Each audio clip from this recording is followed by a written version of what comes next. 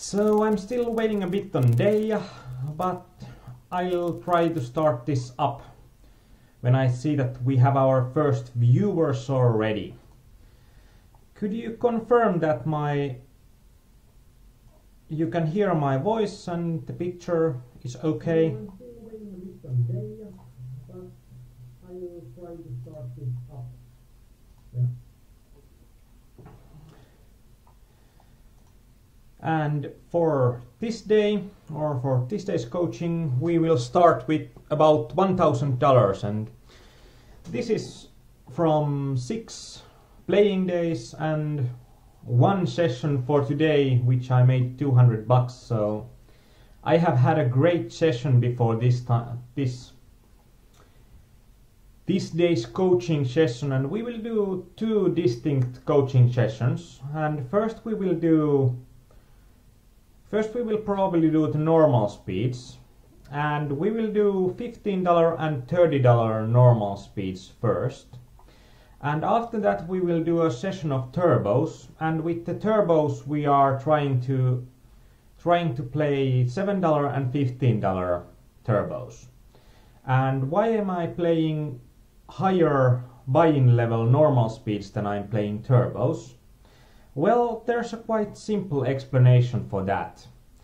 As my ROI is probably twice as high as in the normal speed sit and goes, I can pretty much play twice as high of a game in there, because it also lowers the chances of downswings pretty much. And I'm experimenting a bit and trying to keep it as close as the Kelly criterion for my bankroll management, and it has been hard at the beginning when I have thought my ROI will be higher than my ROI will be so high that the Kelly criterion buy-in amount would be less than the amount of games I'm playing. And when PokerStars doesn't give you any loans, it's going to be a bit harder for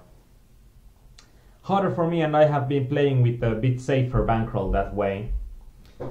And now I've got a lot of good, everything goes smoothly comments there, so I'm going to start regging to the games. And on the English side of things, I have updated everything, so you'll see how our challenge with Kuutossilli goes. After 6 playing dates for both of us, we are just over $1,000 apart. And I think I have been running pretty good. So I'm thinking that's a good thing, and will probably be quite useful during this challenge. And as I have already multiplied my bankroll by 10, the factor of 10, it's really good going for a week's games. Sorry I'm a little bit late. My name is Dayah, and I'm here to join Aarnimetsa today for the sit and go coaching, and good luck to you. Back to Virpa's question. Yeah, back to Virpa's question. At first my goal was to utilize the cashier window when it's automatically updating. It's automatically updating quite well, and I thought that I'm going to utilize it, that I'm only playing with the money I have, but it has been a hustle, because I'm pretty much, now when I started a session, I'm pretty much registering to the $30 games if my bankroll goes out under $300, and I'm terminating the $15 turbos at 150 left. And well, for the 50/50s, I think it's quite well suited format for going pretty wide with the bankroll and mass multi-tabling, because I think that most that I have had was something like 9 games out of money in a row. So if I'm playing MTT sit and goes, it's quite possible for me to have like 10 sit and goes going. and not finish any sit and go in the money. But in 50-50s, it's like if I'm having 40 sit and goes running, I'm always going to have some money going on. And then I have been quite fluidly going from 7s to 3.5s and it practically makes it quite sure that I'm always having at least 40 buy-ins for the games I'm playing. So it's going to be a wild ride with the bankroll management I have right now.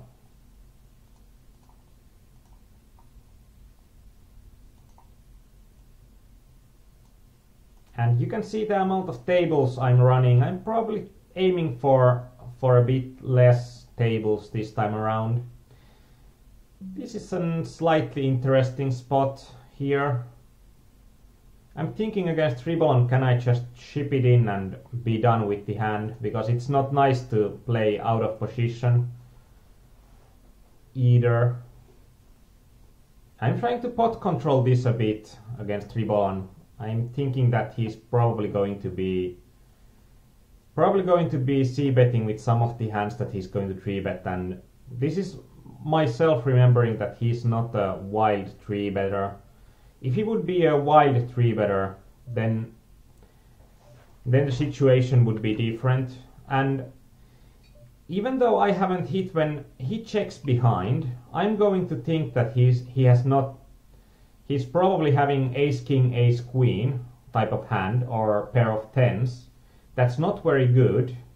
And I could try to do a small bet to get some value, but I think that also check calling would be better, because then I'm going to get him put some money in with a weaker hand than I am. And this is a nasty spot all in all. It's a nasty spot all in all because there are a legit amount of better overpairs as well. But I think that pretty much whatever would have happened there, it's pretty much when you are dealt queens against aces and there aren't going to be overcards on the flop, that hand would have been a lot easier if there would have been an ace or king on the flop or turn, because then there is practically nothing in his range that I'll beat, or only ace queen.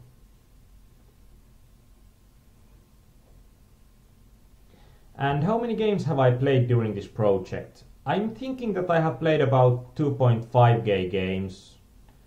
Nope, 2.3k games thus far. So not a great amount of games by any means.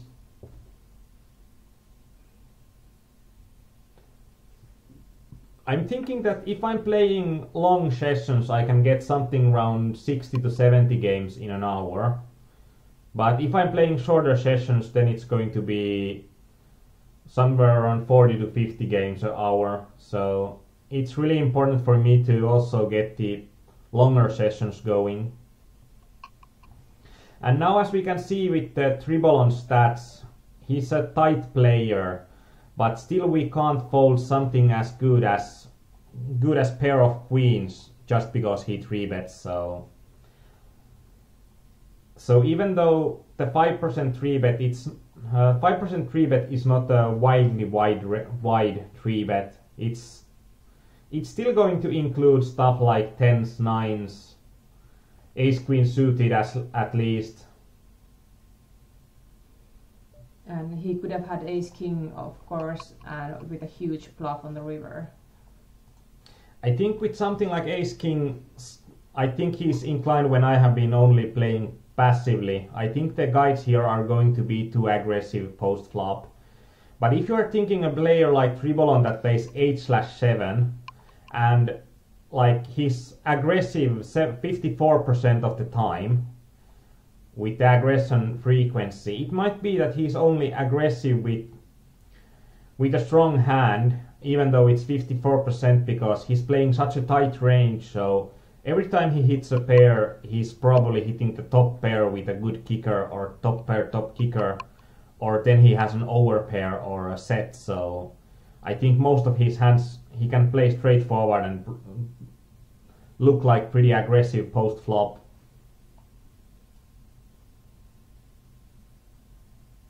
And Virpa, I think you are pretty close that when aces, kings, jacks beat me there and ace, king, ace, queen might bluff the river. I'm including also tens and nines there, and also, of course, nines are having a set there as well, so it's not going to be an easy call on the river, even though I have an overpair. But as you can see here, the 50-50 regs are pretty tight bunch of players, so they are not playing that much of a. They are not playing that much hands, so it's pretty easy to most of the time just if they're playing aggressively, just stay out of their way.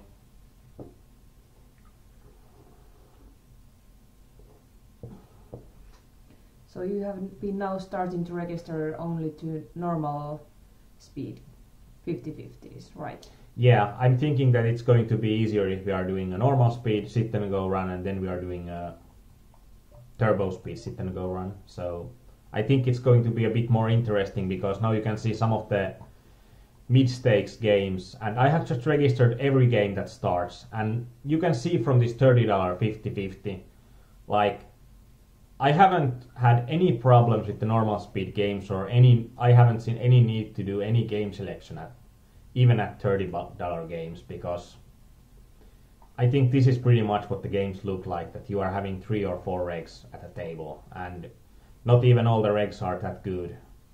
I think someone like this Tribon, I might even mark him down a bit because he's going to be losing so much of his chips for me, because I'm going to be playing aggressively and attacking him on every possible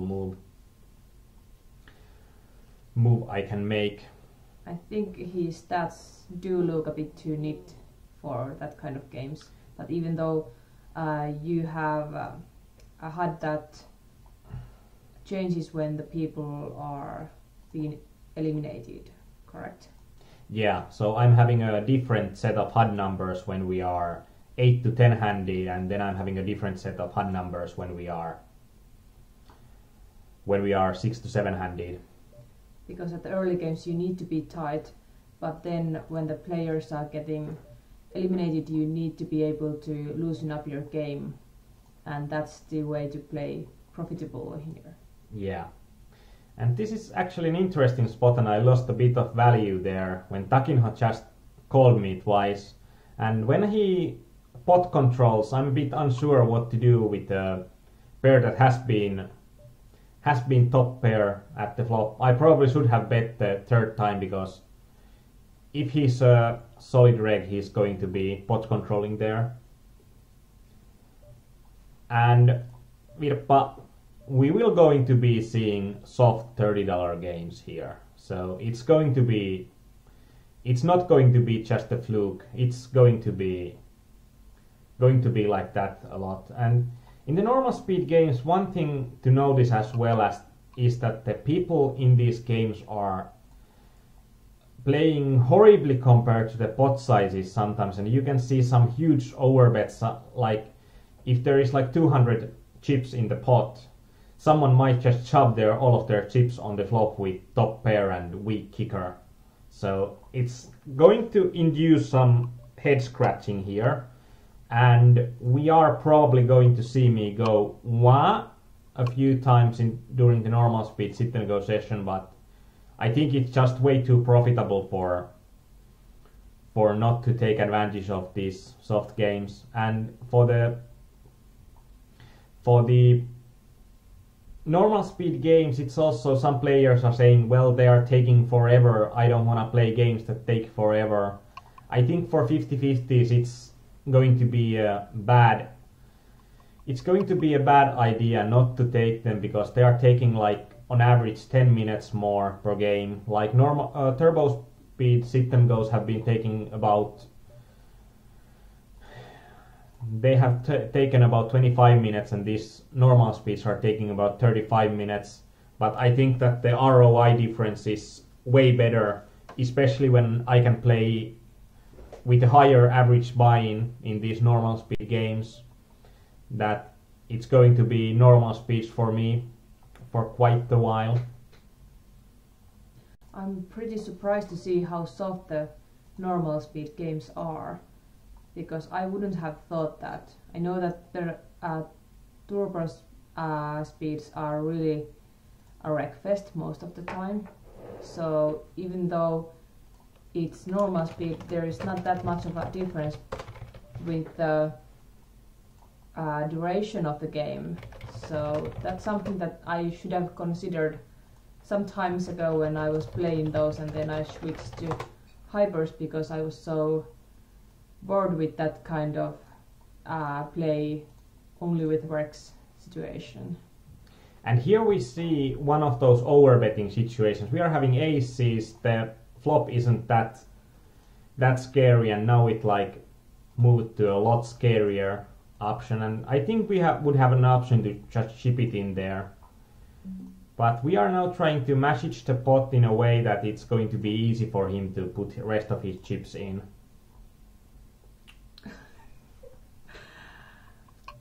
This is an FML moment. Like, I'm still having, my hand is still as good as it is. Like, I'm still having a pair of aces, but the relative value of my pair of aces is way worse when it requires only a queen or a 7 to have a straight there, so it's an interesting spot, and I'm losing a ton of value there for not betting the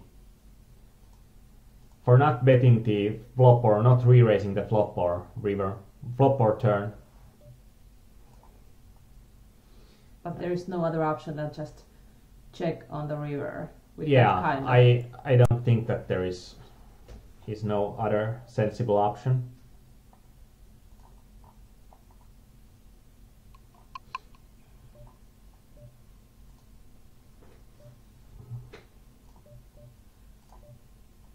But I think that's something for many players that are frustrated with the turbos on how hard the games are. Something interesting to try would be to try also the normal speed ones and see how much longer do they take. Like the 50-50 is at least the difference between the games, like I can, for the time it takes me to play one normal speed, I can get like 1.3 turbos in, so it's not going to be a huge difference. Of course there is one problem with the normal speed games. As you can see that I have rigged like every single game that is going to be starting with the $15 and $30 levels. And you'll see that I'm not having a huge amount of tables. I'm having like 8 tables now, and I have already lost one table. And we are going to be pot controlling here, even though we have a flush and we had a middle pair, so we are probably paying the price that he puts to the river. And we are going to try to get some value out of a king. So if he re-raises me big, I'm going to be folding here with just 10 high flush. But I think we got exactly what we thought that we will be getting there. Kauris, usually we have MTTs on Sunday, but during this 2-week Kuutosilli 50-50 challenge, we are having a special sit and go coaching on Sundays, on this Sunday and the Sunday before. So that's why we are not taking any big MTTs, unfortunately not Sunday Million today, so you'll have to wait for that probably for the next week. Actually, I think on the next week we might see some high stakes 50-50s, because the challenge is still on during next week. This is still on? Yeah, this is just the 7th day, and it's going to be the day number 14 during next week's Sunday. My apologies, I already thought it would be finished by the next Sunday. I'm hoping that Kuutosilli will be far behind during the next challenge, and so you can just play off and just show off. I already have 10k. I don't need to play any more 50-50s. I can play Sunday Million. Now, I think we are going to play 50s, because I think the first session is interesting because it shows like the adjustments I'm making for the. It shows the adjustment I'm going to be making for. This is also a bit interesting. He's not aggressive enough for me to profitably be playing 10-9 suited, I think. For an more aggressive opponent, this might be a bit counterintuitive, but it's worth more to me when he opens small and I would play in position against a more aggressive opponent. If I'm going to hit the 10-9 suited hard, for a more aggressive opponent will be broke more often than the nittier opponent, and that's something that I need to take into account. But then when you hit, you need to hit really, really good, otherwise you are just losing your chips when you are hitting the board relatively well and not really good. It's always possible that you are just screwed. Yeah, and it's always possible when my flush draw is 10 high flush draw. It's always possible that I will be screwed even with a flush.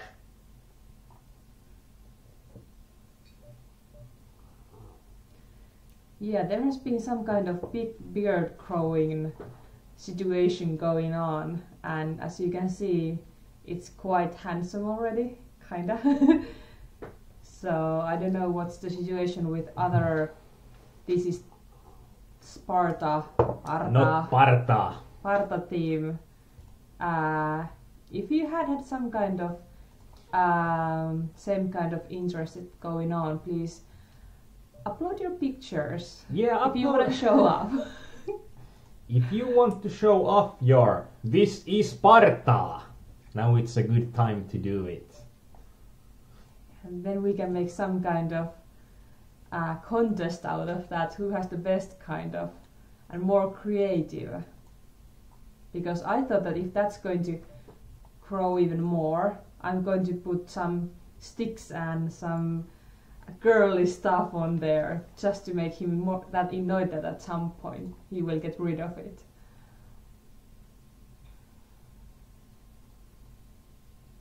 I think this is interesting that I have the worst game that has started is a $15 game, so I think it's slightly interesting.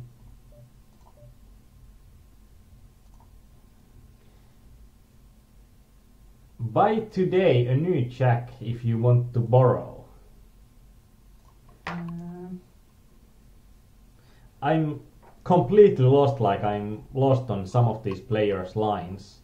I'm completely out of words for that, and the first thing that comes to my mind that Kauris is trying to say that he bought a new jacket that he wants to lend to you, but it can also be the jack like tunkki. Is tunkki jack in English? Yeah. Okay, I didn't know that. And we are trying to get some value out of him. Like pretty much the only thing that we are losing against him is going to be. And actually, I think checking the river would have been better, because then with the failed flush draw, he would also have had an option to bet. And that's probably what he had when he just checked behind the turn. Oh, it is tunkki. Yeah, that's some kind of vocabulary that I'm not really familiar with. Yeah. It's car tool. Yeah. Yeah, it's car vocabulary. Yeah.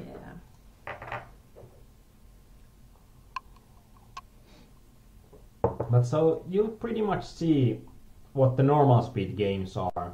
And when we are comparing these normal speed games to the $7 and $15 turbos, I think that we are going to see that the turbo games are probably going to be a bit tougher than the normal speed games, even though they are a buy-in level lower than these games. I think we need to explain that tunkki word a bit, because otherwise when there is completely foreigners listening to this, they are just so lost that why we are talking about tunkki, which is a car tool. I think that's something that you can't explain. Can I try? You can try. And then you can laugh at me. Yeah. No pressure, honey. No pressure, honey. If you combine two words, tunkki and runi, it means tunkkiruni, which means that you run like shit in the poker. So if Kauris wants to lend a tunkki, jack, for you, it means that he wants that you will get his run bad for your poker games. Yeah. You didn't even listen to me.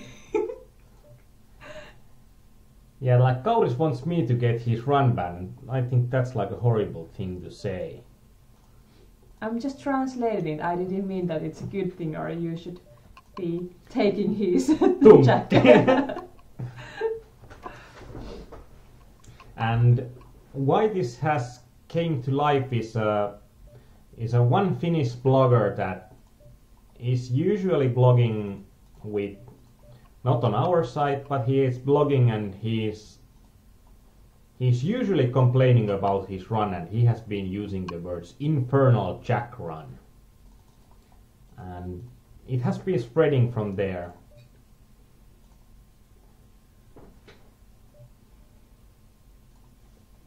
But I have no idea why Kauris wants you to run bad. Or has he bought some? Nope. So Kauris is just a mean person. Come on. Or Kauris wants to run good himself. Yeah, why would you buy that tunkki otherwise for yourself? And ran, it's farsir indeed. Yeah.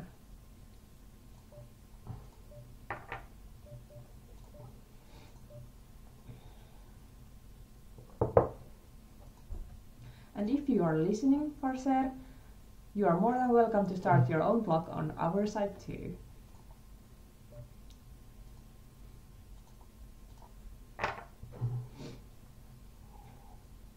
We have our own chat that we are following at the moment, as you can see from the screen. You can see that when you're going to our site, www.pokerimania.com/forum, and it's visible only for the people who are registered. So please do so, and you can start to comment on our live sessions right away. We are also following the Justin TV's chat, so if you are not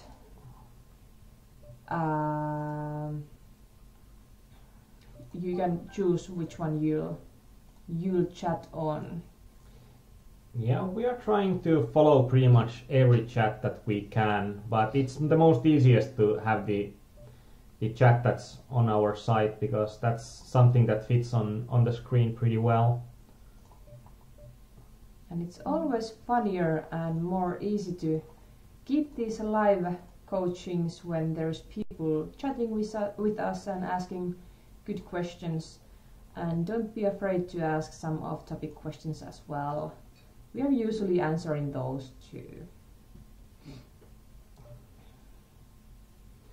Polar bear. Did you know that actually polar bears, they are black? Yeah, polar bears are black. That's something that's a really surprising fact. They are having the blackest skin of any bear. If you take off the fur completely, they are black bears, actually. And the fur, it's not white, it's transparent. Did you know that? I'm trying to one-up you with the polar bear facts. Do you know why polar bears don't eat penguins? Now we got a penguin joke. Again. It's not a joke. It's a fact. Okay, tell me, now I'm intrigued. Why don't polar bears eat penguins? Because they live on the opposite navels of the earth.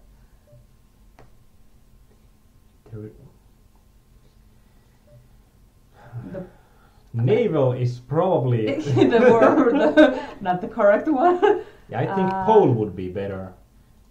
That the polar bears live close to the North Pole and the penguins live close to the South Pole. Yes. So it's almost like you're watching a National Geographic Discovery poker channel, etc. You never know what you're gonna get. And how on earth did this one start?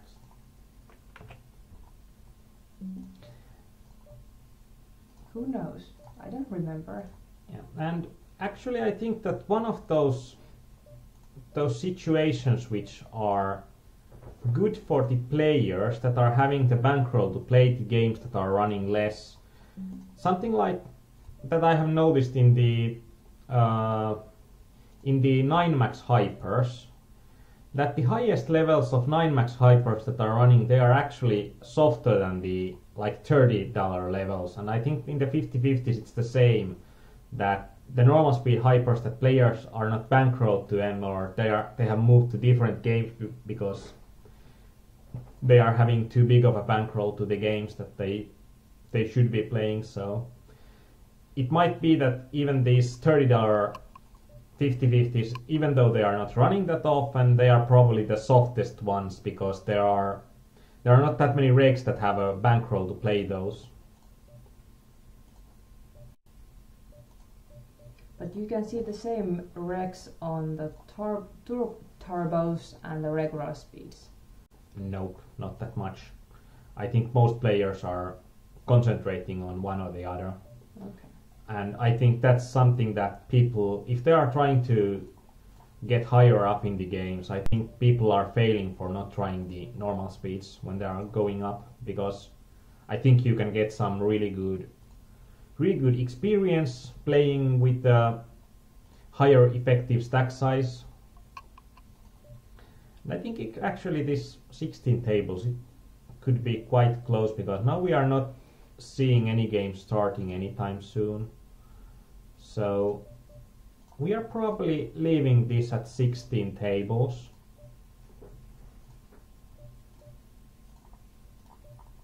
And it's going to be a bit easier, because then it gives me a bit more breathing room as well if I'm at loss of words in English.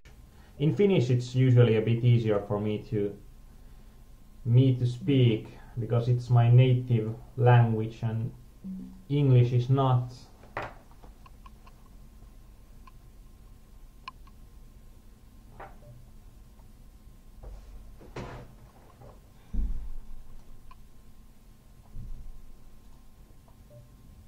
Yeah, Trent is saying that cash games have it similar way, that the higher games are easier than the lower games.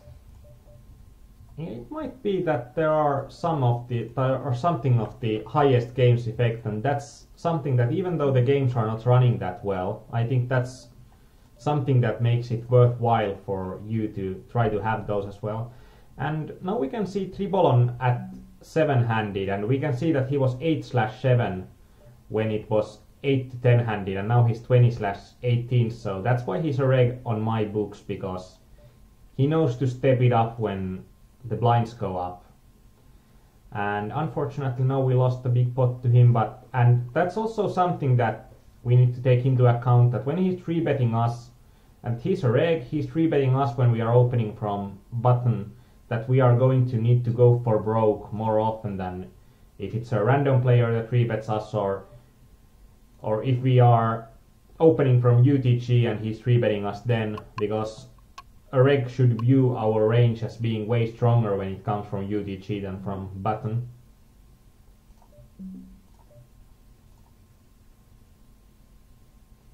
But I think that on some games there are just that it's going to be good if you are... It's going to be good if you can play some of those games that are at the upper limits. And in online I think that there should be games that even some good grinders are not just, they are not rolled bankrolled properly and don't play. And it might take a really long time for someone to get the bankroll into such level that you can play the highest games with confidence. We tried to buy a pot there, and I'm usually having quite an aggressive style, and I'm trying to attack the people that are playing less hands. And in here, when he calls me on the turn, I think that it's going to be because he has called me on the flop hand turn, and I think that means that he's going to have something that he's pot controlling with. And if I had to guess, it's going to be either an ace or a 10. And with an ace, it means that he's just trying to get more value to it. And if it's a 10, that means that he's pot controlling. And we'll soon see it when it comes back to us. And here with the queen 10, we are quite certain we are having the best hand, and there is not a lot that can happen. I think we got money here. Probably because I think we weren't in a hand and the table just disappeared. Yeah. So that's usually the case, that then you'll get money. Yeah, I think so too. And here we are trying to just think about ways that we are going to get him maximally screwed. I don't know if you can even say that on a public broadcast, but I don't know. But it wouldn't have been the first time we said it. that we said something mean. Yeah, he got 9s, so he was pot controlling there. Actually, I thought that you checked the flop. For the pot size, I don't think that I have checked the flop, but it's always possible. Ace 10 suited is going to be too weak. With ace queen suited, I would have been shipping it there.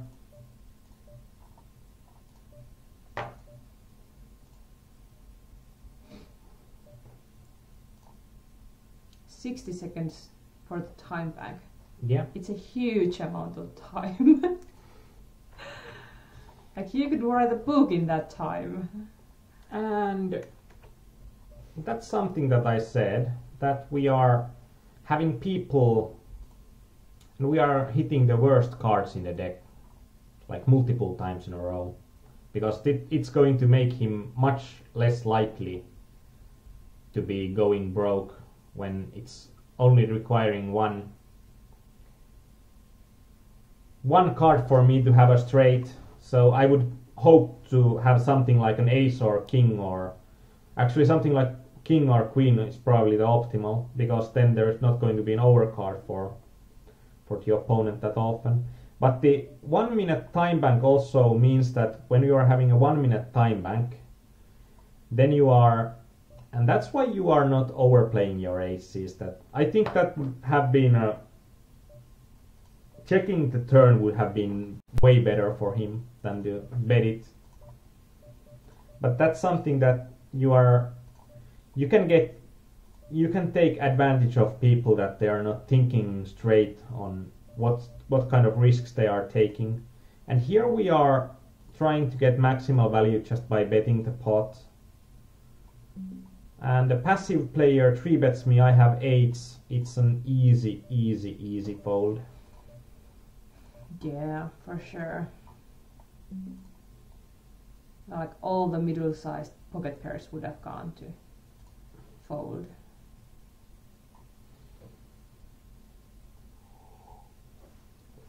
And actually I think that we have had like one game of these normal speeds that would have been a game that I'm unsure can I make money there, because there are 6 regs and me in the game. But if it means that we are having like we are opening 20 games and there is one game that we are unsure are we making money, and 19 games that we are sure that we are making money, I don't think that it requires that much game selection just to play everything that starts.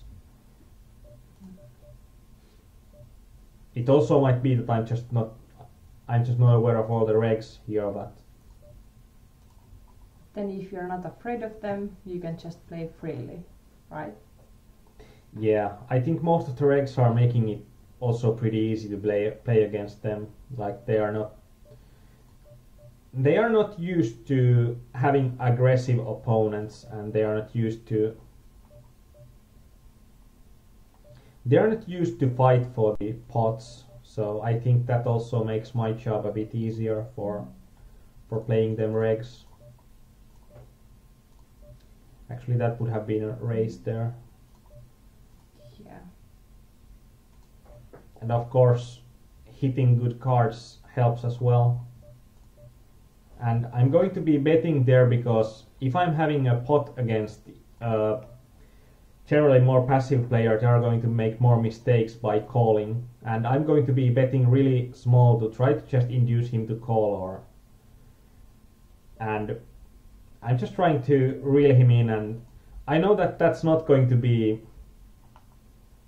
a balanced way of thinking about it, and now I've already lost the hand, and it's not balanced, and players that are better can figure it out, but I'm not playing for style points, I'm playing to win money, and if I'm playing to win money, it doesn't matter does it look pretty or not. Only thing that matters is it effective, and I think betting small on post flop is something that works really well against the players that are a bit unsure.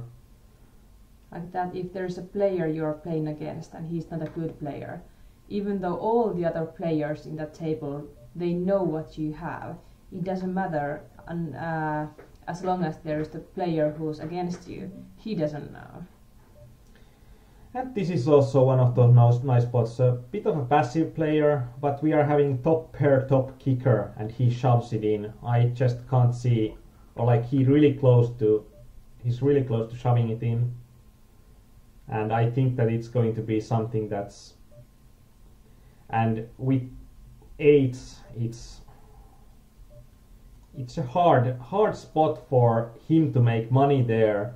Even though he's having an overpair right there, if he's shoving, there is very little that's worse that will call. And of course everything better calls there. And now he got the best of me, but that's a bit, that happens really rarely, and usually he's just, when he's up against better, he's going to lose a lot. And we are having a royal flush. And now we are just trying to see if we are going to get any value out of the royal. And it seems that he's going to have something there, but we couldn't show our royal to the world. I think it's the second royal flush during the project. I post that's the second royal flush of the project, and I have also folded a straight flush during this project. There were all the cards from 2 to 6, and I just quickly clicked fold as I didn't have the spade in my hand. And then when I noticed, oh, there's a straight flush on the table, and I noticed it like instantly after I pressed the... And then the face palm happened. Yeah.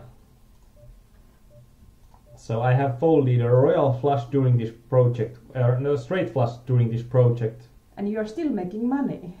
Yeah. Surprisingly enough. But I guess it was just a mistake, because you should know the order of the cards to make profitable play. Yeah, there are some situations that I have just been playing too quick of a poker. Like, I have been just too busy and not paying enough attention. And this is an interesting 7-handed. When we are 7-handed with only regs there.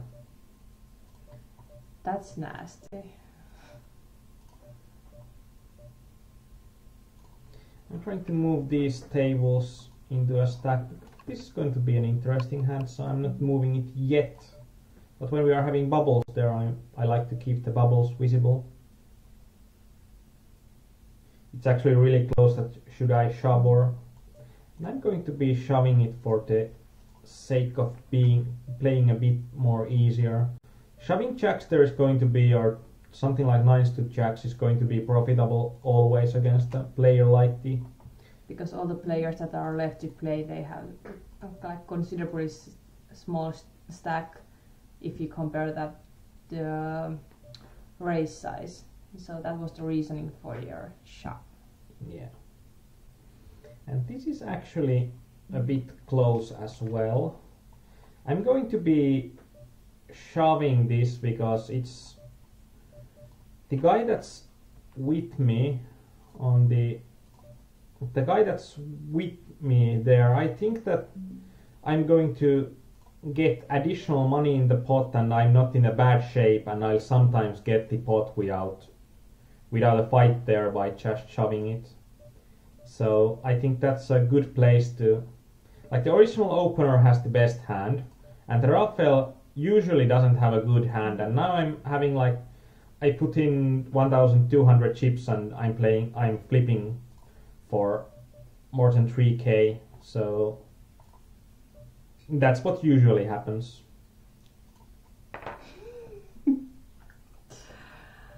Markus, you are still making money. You are already on the plus side of your bet, so don't be complaining. I don't actually know if Markus is any more on the plus side, because we are playing dangerously close to Markus's bid in the auction.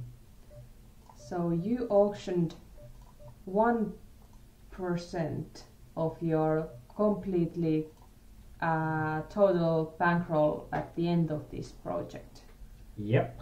And Markus won that. It happened at the beginning of this challenge, and the price was $9.50 if I remember correctly. And I think somebody calculated that he's already on the plus side before this set. Yeah. Like making really money. Yeah, the break-even point for Markus would be that when I have $900 in my bankroll, and when I started this set I had $1,044, I think. So when I had $1,044, then the worth of 1% is 10.44.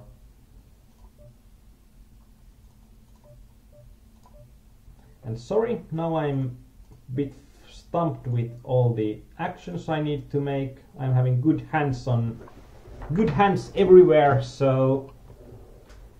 And this is going to be slightly interesting. I was thinking about how big I'm going to bet there with the queens, and I'm trying to bet as small as I can there, so I think that the guys are still having an option to re-raise me, and I'm not that worried because pretty much every card that hits is going to be a good card for me, and I'm going for broke there if someone is willing to go broke in the hand.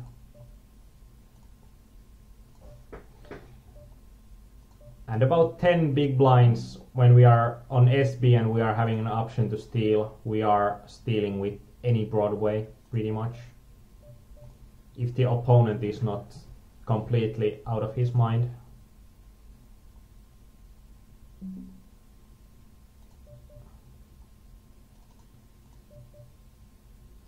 Against pretty much everybody else, I'm just like happily shoving my chips in, but against Kokars, like, he's so tight that I don't think that it's possible. Yeah, like... I was waiting for your comment that I don't say anything while you are in a hand, but I was highly surprised to see his steal stats, because he's a wreck, he's been playing these games forever. Why does he not steal anymore from the position? I think this is one of those things that it's quite easy to play many years without improving, because in poker, in order to improve, you need to calculate the options, you need to think about what happens, and you need to, if you are just looking at what happens after the hand, you are going to go on a wild goose chase so many times. But you really need to use calculators to try to understand ICM and not just not just go on and play every day. And if you even remember him, then he has been a reg like 1 year ago. I do remember the name, and that's one of the reasons I asked that if there are people or regulars that are playing both the normal and turbo speeds, because I remember him from the turbo speed 50/50s. And here we are having great equity and we are in a position, so we are going to check it and see what the river brings us. If it brings us a, and this is again a situation against coke cars, like pretty much can't do anything there without a really good hand against him, but we would be playing a lot more aggressive against many other players. I tend to not agree with Tran there. That you're saying that by mass multitaping you're not able to steal enough. Because if you notice that how much of a steal game is Aarnimetsa's game, it's quite aggressive and he's stealing a lot. And he's multitaping now around 15 games, normally double that during this. Actually, I have been playing 40 games at a time, most of the time. And even though there might be some spots you could miss, most of the time you're not being passive. I highly doubt that. But it requires that you know what you're doing and you have been learning to steal enough and you know what you have been doing with which table, and it requires a lot of learning, but it's not that you are not able to do that. But I think there are plenty players in the games. I'm trying to find out a good example on the players. I think someone like Bogdan 1982 is one of those players that are stealing a lot but playing like 20 to 30 games, and he's doing really well because most of the players aren't thinking about stealing enough. And I'm just unsure about how many players, for example, this Jan-Fori Kroki is playing. I think it's going to be quite close, but I think that some of the mass multi-tablers are going to be way too passive, but there are also players that know that what they are doing. And there's a Shumaston saying hello, and hello for you too. Nice to see new faces. Yeah.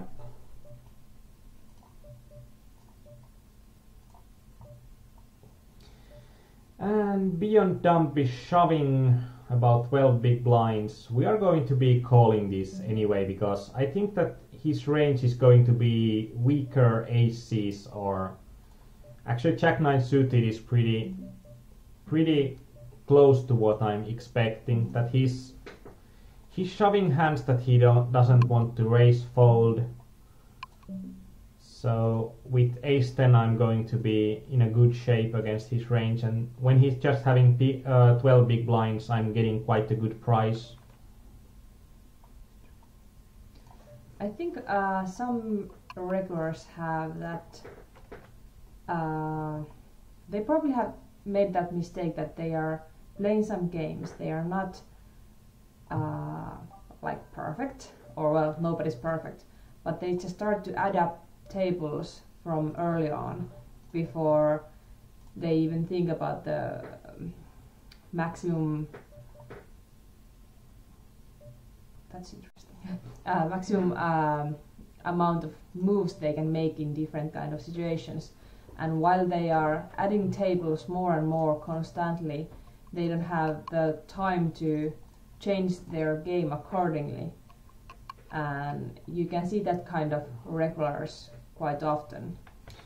Yeah, I think also there is like one reason for people, that some people just when they are learning something that they are making a bit of money with, that they are learning a basic strategy that's making a little money, then they are just trying to multiply that to 10 tables, and then they are left with a strategy that makes a little money but they are not improving on the strategy. And to be as successful as you can be as a poker player, you need to improve your games. You need to calculate equities. You need to learn new spots and how to play the spots optimally, and think about that as well, and not just blindly playing more games. It's important to play a lot of games to, like, if you are playing, let's say you are playing only 100 games. Let's say you are playing 100 games in a year. Your skill doesn't matter that much in a 100 game run. That you might be up a bit, you might be down a bit. So you need to play volume, but you also need to think about improvement constantly. Now we have seen Tashinho 3-betting us twice. We are trying still to be aggressive and trying to, even though it's the bubble, I think that the players are not 3-betting nearly enough in here, so that's why I'm stealing way more than the general players are. And of course for the regs it's pretty hard for also to combat my wide stealing, because in their minds they are faced with regs like Tribolon and Machaon that are not like min raising anything else but premiums at this stage, so they are really afraid of someone min raising, and they are not then used to 3-betting enough. And also that's something that when I'm 3-betting them a lot, it makes them bit uncomfortable, and that's always something that makes me money. And 10-9 off with Tachion, we are taking it to the flop, and this is probably the worst flop that can be. And the Tanikha has been really passive on the games that we have seen him on the early stages. So I was thinking that if we are not hitting a big cards on the flop, we are going to be taking the pot down aggressively from him. I was kind of surprised that you wanted to call that on the bubble. Yeah, I think that we are still having a lot of chips behind. We are in position when he's opening from SB, and we can put him into a lot of uncomfortable situations post flop. So,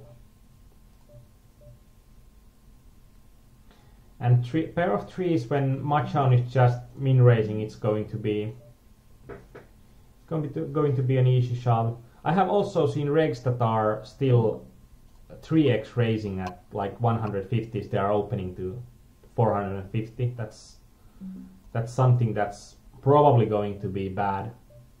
And unfortunately, we hit the 10 on the river and couldn't get the pot stolen, even though we were dominated pre-flop. But oh well, it happens. 9-6. Thinking about what's the most plus EV is just a min raise or shove, and I think it's really close there.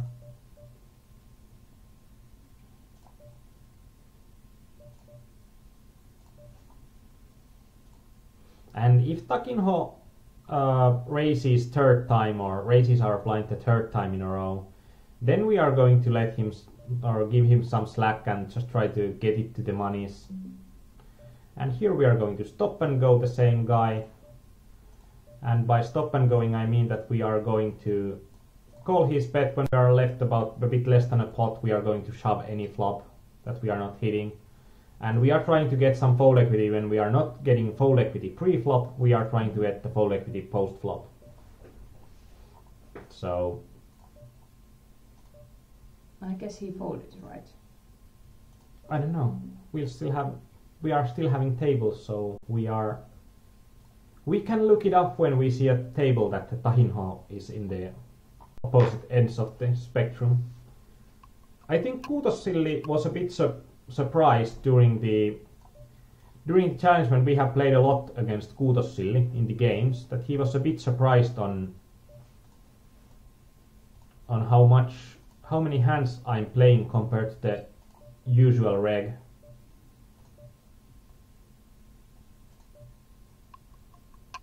Well, that's true.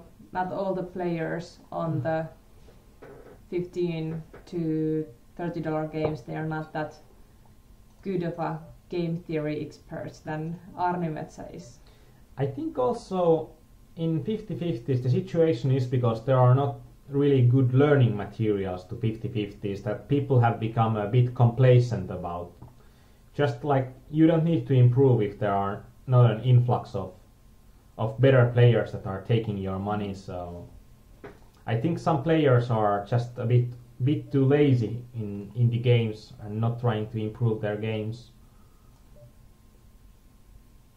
That's true, because if you think about normal 6-max games, heads-up games, heads-up sit and goes, 9-max hypers, most of the sit and goes there are, if you think about 50/50s, there isn't that much of a good material how to play them. If there is some material, it's probably not that good. So even though if you know some bits and pieces, you are probably playing profitable already. I think that most of the players that are playing the 50/50s are playing them from what's it called, double or nothing background. And double or nothing and 50/50s, if you are playing 50/50s like you are playing double or nothings, you are going to be losing money. And Tupe is asking when we are ending this session.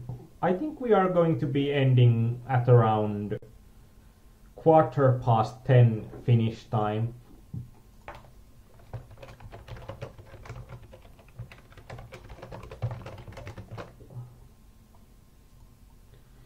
Depending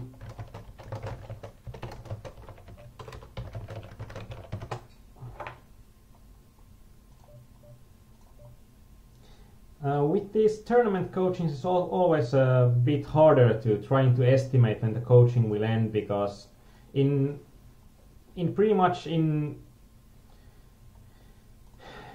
the cash game coachings you can pretty much just press stop and the session ends there, but in these it requires a bit more of thinking about how long it will take.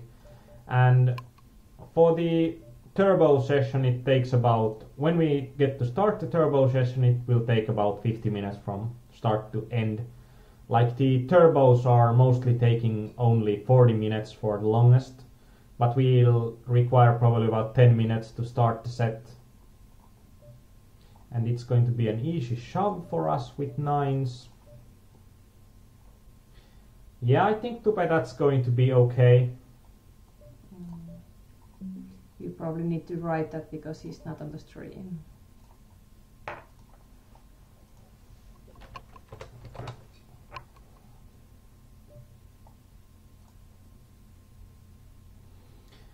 But so, it's going to be interesting home games again. I think we have had some interesting options there with the home games, and there have been like Markus almost winning the game by winning the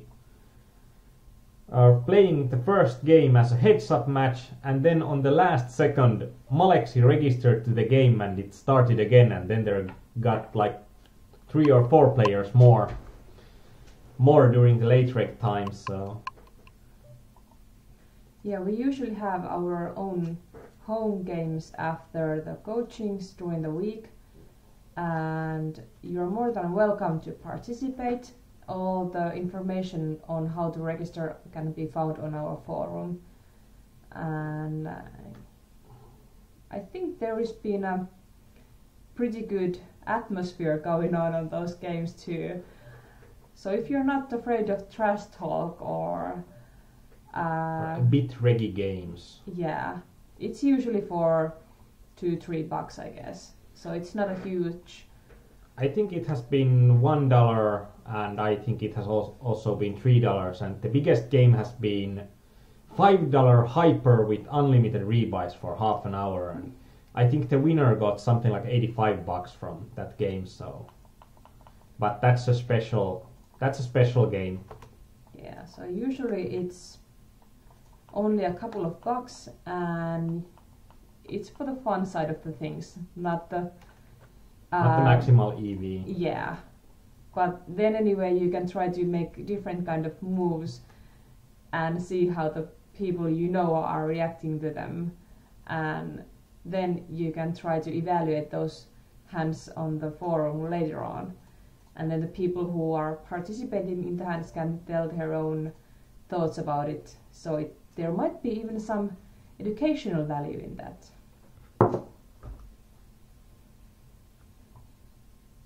Yeah, and I think it's also a good spot to play against some of the better players for cheaper.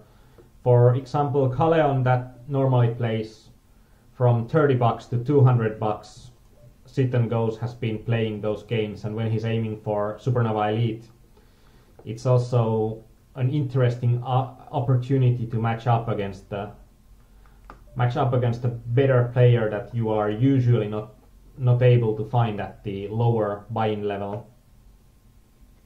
levels. Against Matafler we are going to be calling. If you are thinking about it, just purely chip-wise we need about 40% here, and we are getting at least 40% because he seems to be able to increase the aggression as the game carries on, and also that we are not risking that much ourselves when we are not going to be busting out of the tournament even if we lose the hand. And these are the final 4 games, and as you can see that the games are probably ending at this level as well. Like if you even in the turbo games you can see $200 and $400 levels when the games are ending, but in these games you are having more than enough opportunities to eliminate the opponents even on the lower buy-in levels or lower blind levels, so the games are ending at bit lower blinds, and that means that from start to end you are going to probably have a comfortable stack in blinds, so, and you are having more than enough opportunities to just to small ball it and increase your stack with min raising instead of shoving, so the normal speeds are nice in a way.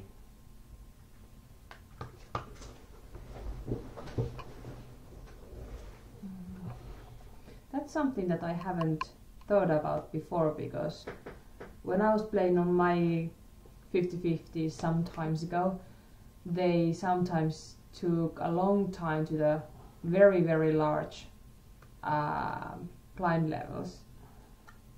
So if these are not going that far, even though they are not on the same speed, then I'm not anymore that surprised that they are not lasting that much longer than the turbo tournaments.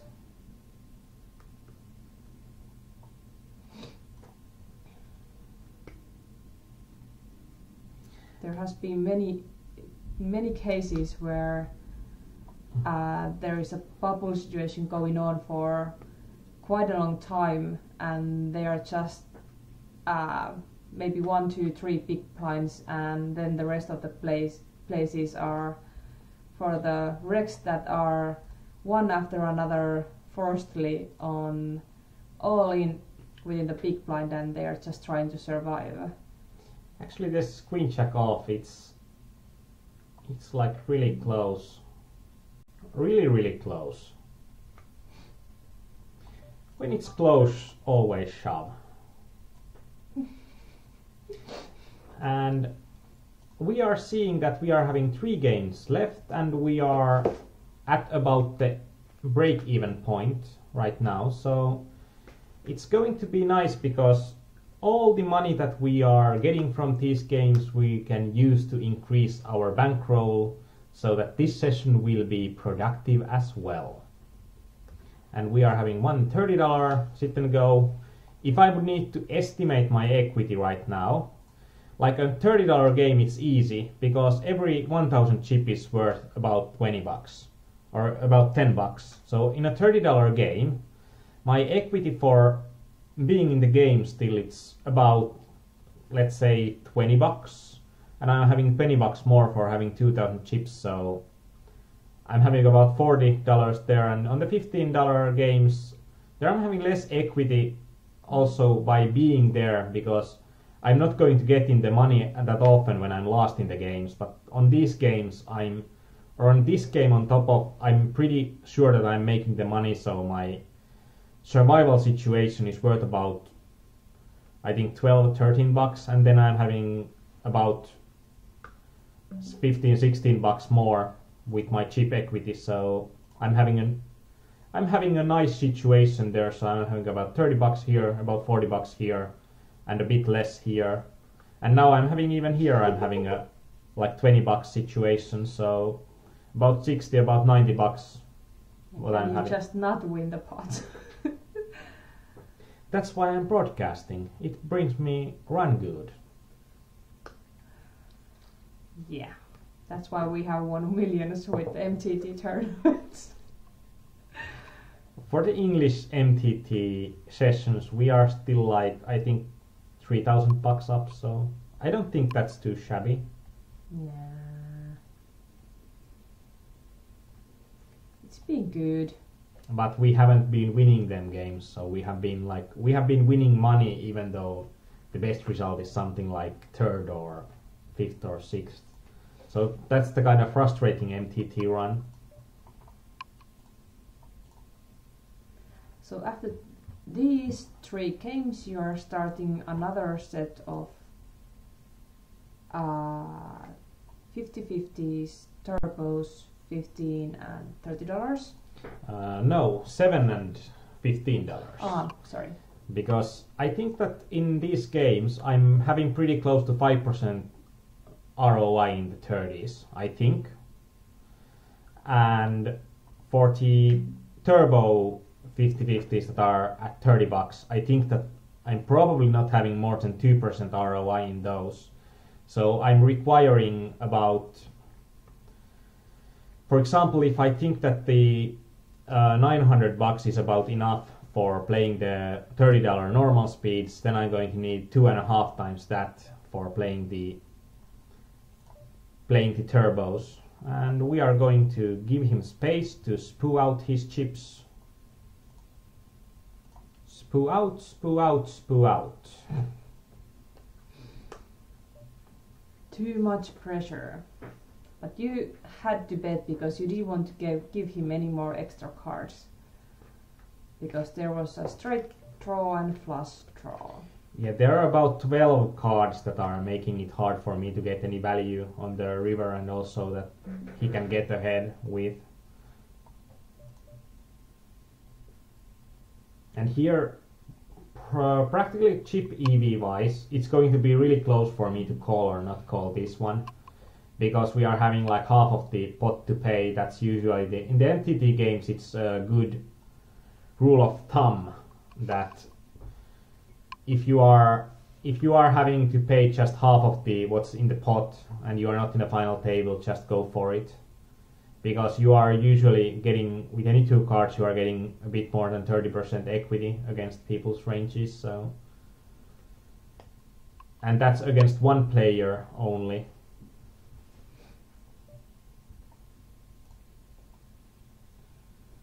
But in here we also need to factor in the survival. We need to factor in that he's not going to be that wide, or he's not going to shove that wide in here, because there is a player with a shorter stack or also in the table. So he's having quite a good equity just to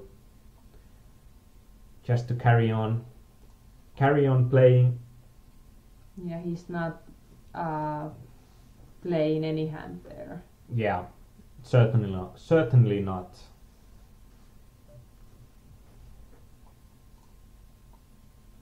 But you can pretty much see that what the average regs are looking here, because we have seen like 4 players 6 to 7 handed, 4 regs, and all of them are pretty much carbon copies from each other, that they're all playing about 20% of their hands, and they are pretty much folding to all steals, and they are stealing a lot. So yeah, that's the stats you should have pretty much when you're playing these regularly. But it's not enough that you see those stats, you need to play accordingly that you will get to that kind of situation.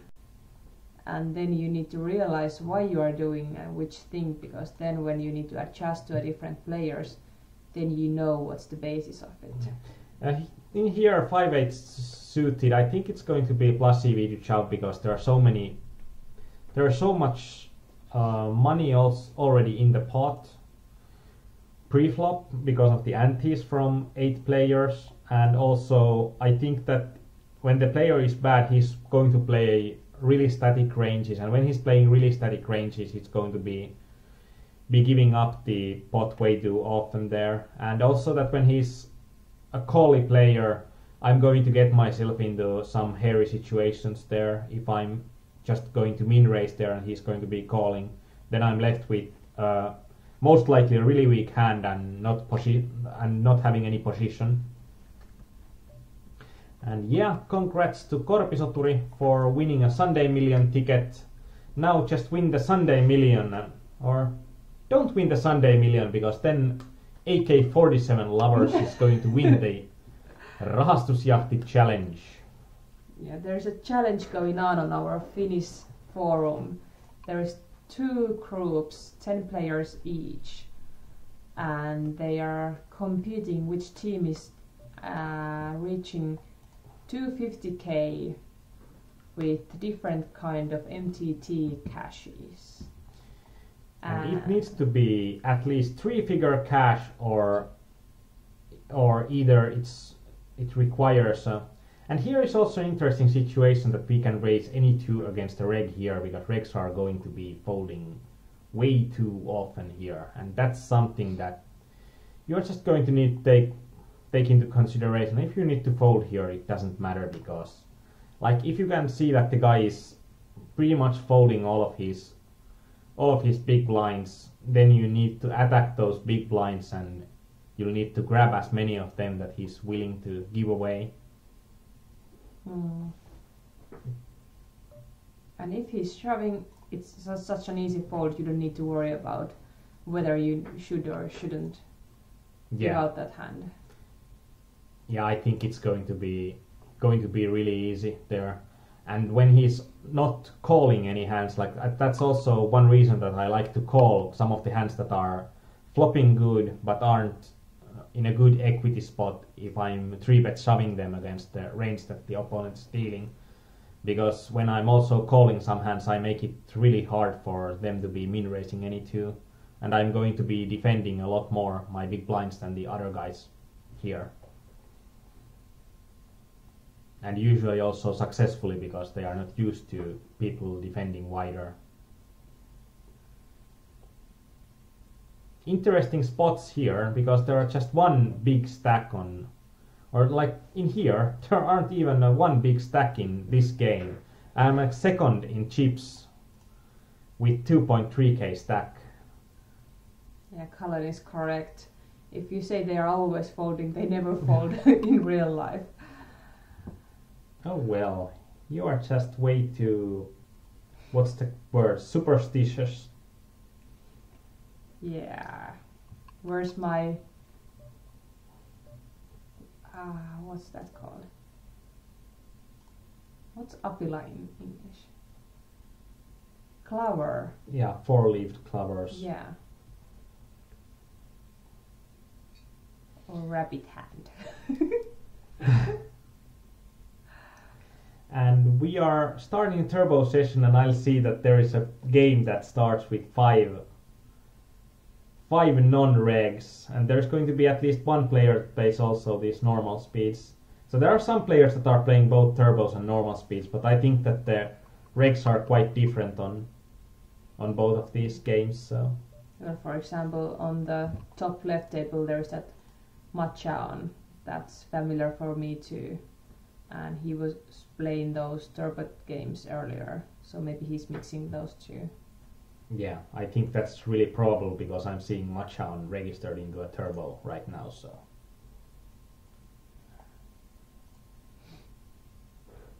Yes, Kauris, we will get more tables. We just want to get rid of these first, and then we can start a whole different kind of set because they are going to be a bit faster. Yeah. And you are already playing $30 Normals. games, Yeah. but only normals, not turbos.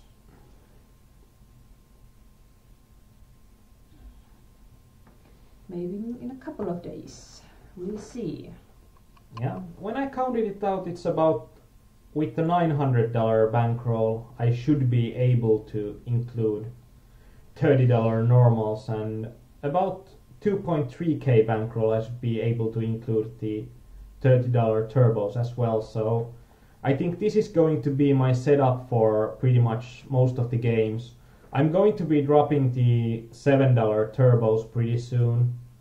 I think if my bankroll just keeps on increasing, but and here we are also in a situation that I think it's going to be a bit nasty. I would have folded. I think it's going to be plus EV to shove against most players. Also, I was just unsure. The folding was like the last thing on my mind. I was thinking about every other option before folding. Even though he's the head honcho in this game. Yeah, I thought that he's just calling too often, he's re-raising too often, and he has a perfect spot. We are just having 43 hands on him, and I think that he was folding like at the early games at like 80% of the time, so I think that those stats are lying a bit. It's just 44 hands. If the blinds would have been 250 during the previous hand, I would have shoved the ace-5. With the ace-queen I'm actually really close to just calling it or just shoving it. When I'm really close, this is something that I'm a bit unsure that should I be doing or not. Then mark it. Yeah. I'm marking it as it goes. I was thinking that he will have a wider range in there, for sure. And that's always a good thing, that if you are having spots that you are unsure of, you'll marking them, and I'll have 3 hands in a row that I'm marking, and that doesn't look that good because I think that I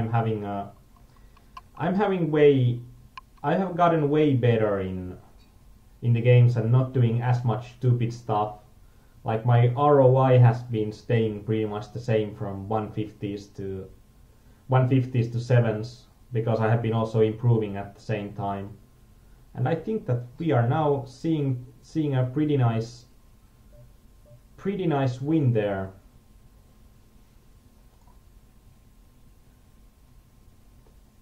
Good for you. Well, that was a good shout because you had such a small stack, and the other player who had a small stack too wouldn't be on the forced all-in situation soon enough. Yeah, that's something that's way more important in turbos, to always calculate when it's going to be the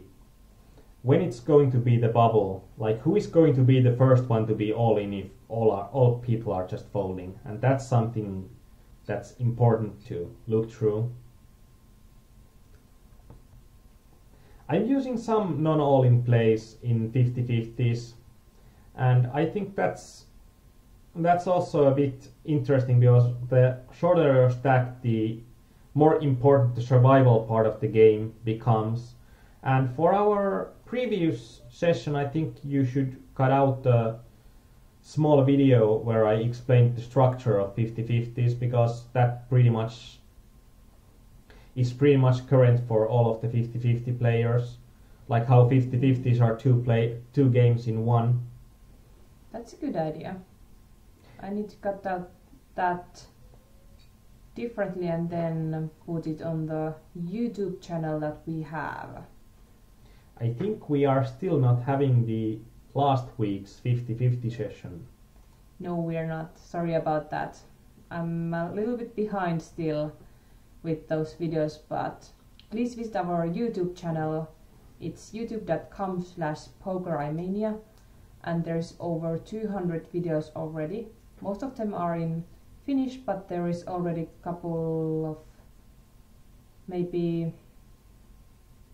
40 videos in English about your MTT sessions or hours. So you can find a different kind of things there, and completely free, of course.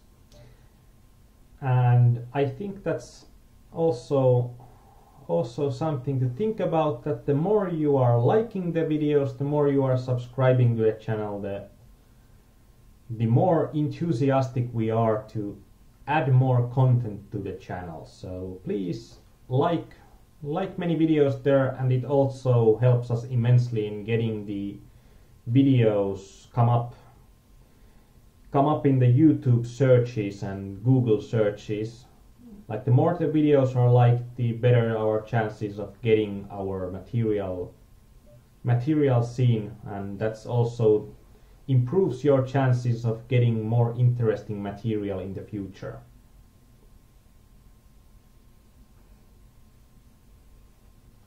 Yes, and there is videos of MTT games, cash games.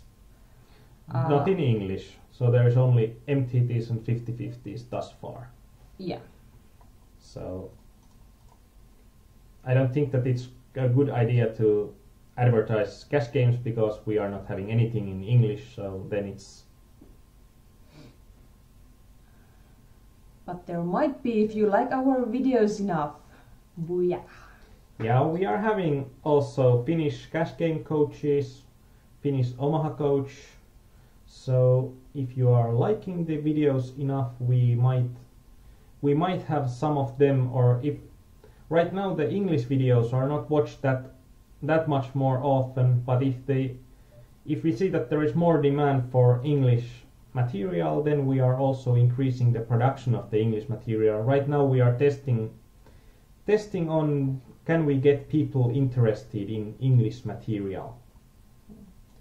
And if you are interested in some kind of special hand, or you disagree, or you want to ask more specific reasoning for some kind of action, you can go to our website. There is a thread for each video, or for each evening. You can post a comment there too, and of course you can comment on the YouTube side as well, but if there's gonna be a long answer, it's probably better to write that on the forum. And here, even though we are not the smallest stack, a pair of 7s is just way too good to go to waste. Like, I think from pair of 5s on I would have shoved here. Like, pair of deuces, 3s or 4s I wouldn't be shoving, because I think there's more value in getting this guy all in before us.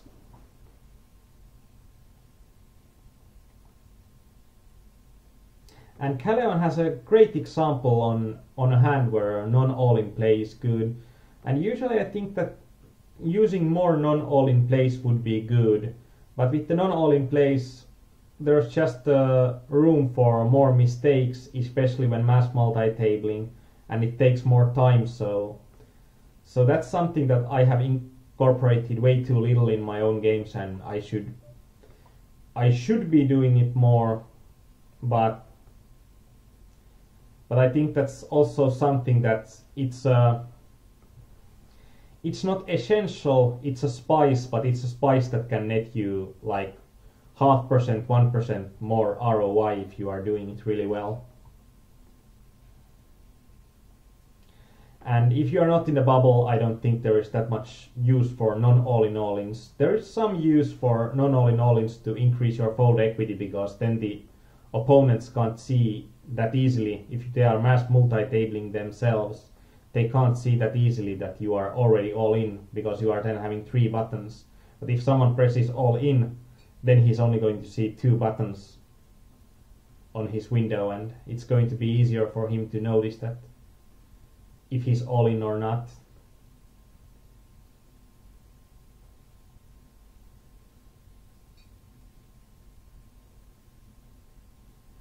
This is actually an interesting spot to... How much does he have? Like 1, 2, 50 more.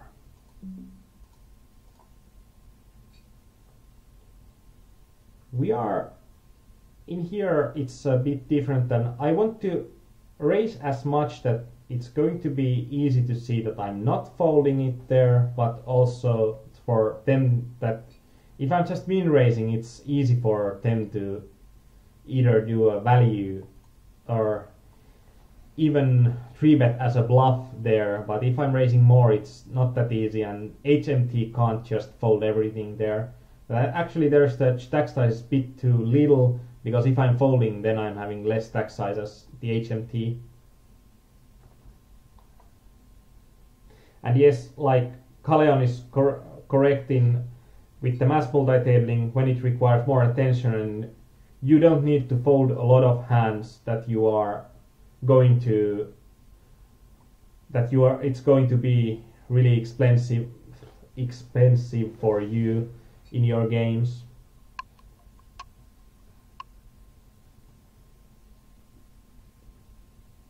That was interesting, your raise size. I think that's interesting, but not that good. I think somewhere around 750 to 1000 would have been enough there. And then even if I fold, I'm still having more chips than the HMT, so... Because you left that many chips that was only something like a bit over 2 big blinds. So yeah. Basically if you had folded that hand, if that had been an option, then you would have been in a big trouble 2 hands later, or 3 hands later.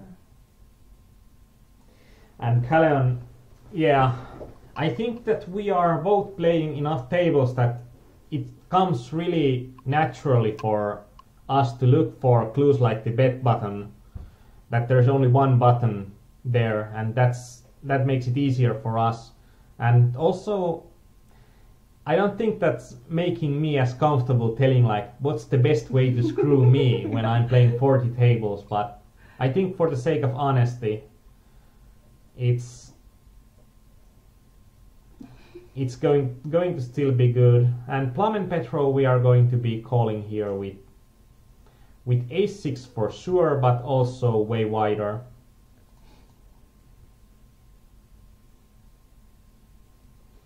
And he hits the 10 there, so oh well. These things happen. And now we are like, this is a game of magical chairs. Like there's one less chair than there are just 5 chairs and 6 players, and now we are on the chair of the guy that's going to be losing this game if he's not doing something. And PokerStars has a really nice feature that if you are having action in your home games, it's going to be showing here as a green button, and I think our home game group just got some cash games opened.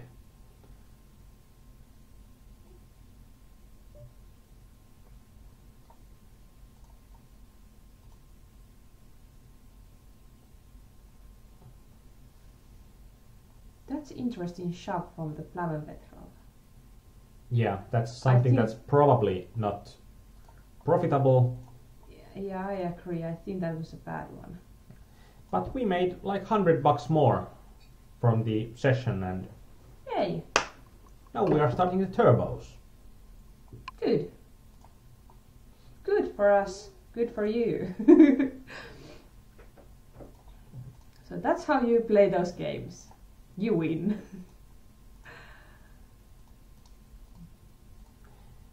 We are trying to do about 20 games of turbos as well, and I'm going to show you I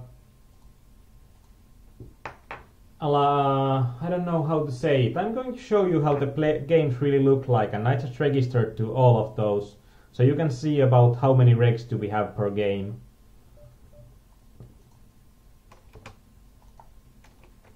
and this Sunny 220V has been playing he has played a lot of these games, and he has been playing them for a long time, I think. Yeah, he has been playing a long time, a lot of games, a lot of tables. And actually, now I remember that why I thought that we are playing the normal speed games as the end and then having a small break, because I'm out of drinking here, and when I'm out of drink, I'm probably. Could you get me something to drink, something cold? Something cold. Okay, I'll excuse myself for a minute and I'll get some drinks for our main talker. And here is actually something to take into consideration, that this tournament will start within 20 seconds or when all the players have clicked I'm ready. And why is that a bad thing? Because if you are thinking about, there's the options, there's the advanced multi-table options, and in the advanced multi-table options there is the mark me as I'm ready at the start of sit and go tournaments. Like in heads up sit and goes, that makes you start the games instantly. In 6max games it gets some games going instantly, and that may save you like on average 5 seconds per game, but that's something that you should always have on in your games, because I think there are no bad things about. And Kaleon is going to be saying that there is going to be something, or there should be something about run bad, so there's an instructional value in how to keep your composure when running bad.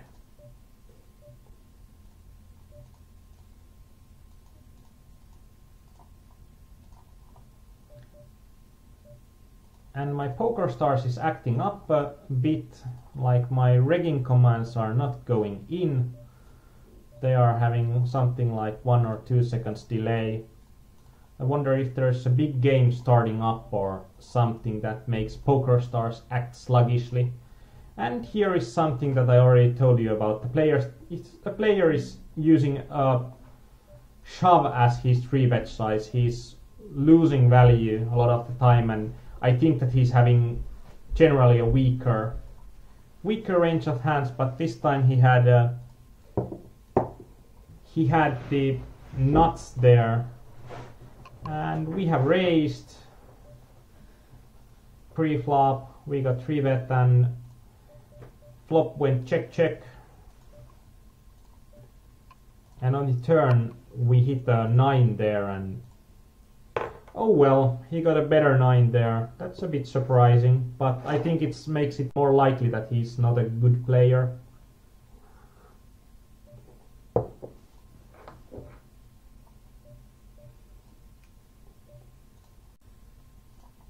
So I'm away for 1.5 minutes and there is already games on.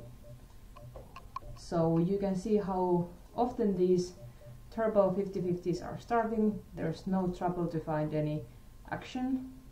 I think also something that is worth mentioning, that this is the best time in the day to play any games. This is not only the best time of the day, but it's also the best time of the week. So we are now on like the peak traffic. So I think this is like now the best time to play. And Callum, even though last time we started the session that our first hand was queens against aces, we started with queens against aces this session as well, but we won still $100 for the last session, so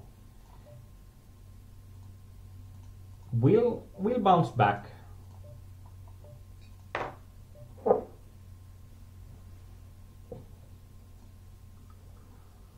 And I think we have had quite many times some educational value on how to keep your calm when you are running bad, because we have had that as well.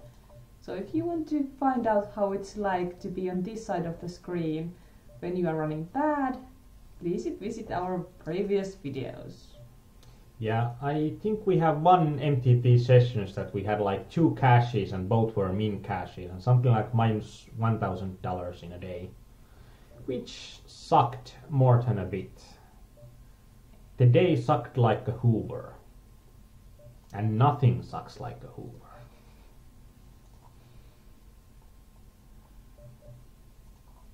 I need to probably add some regs here. That's like he's stealing enough, he's playing tight at the beginning. There are some regs that I'm needing a lot of hands to reg or mark because I remember them doing something stupid, and when they're doing something stupid I usually want to be profiting on it. And now Kauris is happy too because we are playing 20 games at the same time. This is Poker Fox.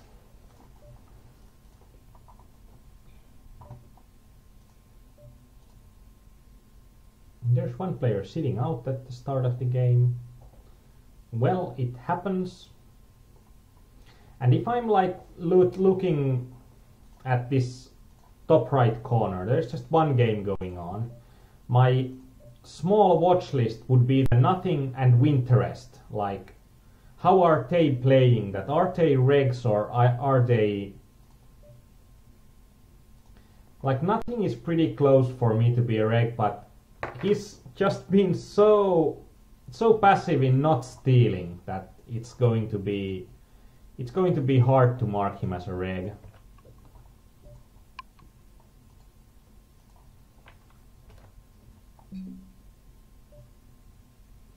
It's actually close. We need just pay 45 chips. And PokerStars is now really acting up on me, so I'm having some lag problems, and it's not nice when you are playing 20 tables and having lag problems. Is it that Micro Millions main event I is don't know. playing, I guess?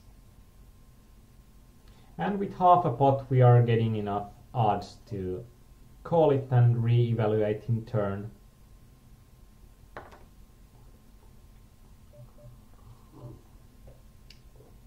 I think it's going to be pretty close to impossible to bust all these tables that we are starting. Knock knock. Watch out. It's really close to impossible. Even when I'm having way less ITM, even then my worst runs are not going to be there, and it's going to be just, I'd say, really, really improbable. You won that pot with Queen High, with Queen Deuce suited. Yeah. It's hard to beat this good. Yeah. Yeah, Kauri said that there is 42k players in the main event. So there you go. That's the reason for the lag this time. Yeah, usually PokerStars, it works like a buick that you just don't need to do anything fancy, and usually it just works, but then it's also making it doubly more annoying when it doesn't work because you are so used to it working properly all the time. And it's funny when they're doing special events, but it's annoying when they affect on your games even though you are not playing them. I think Galeon is on the right track on marking regs differently, but my problem in here are that I haven't met, like, I don't think that there are that many really good regs, or like I'm a bit unsure that are there like any really good regs on the games, so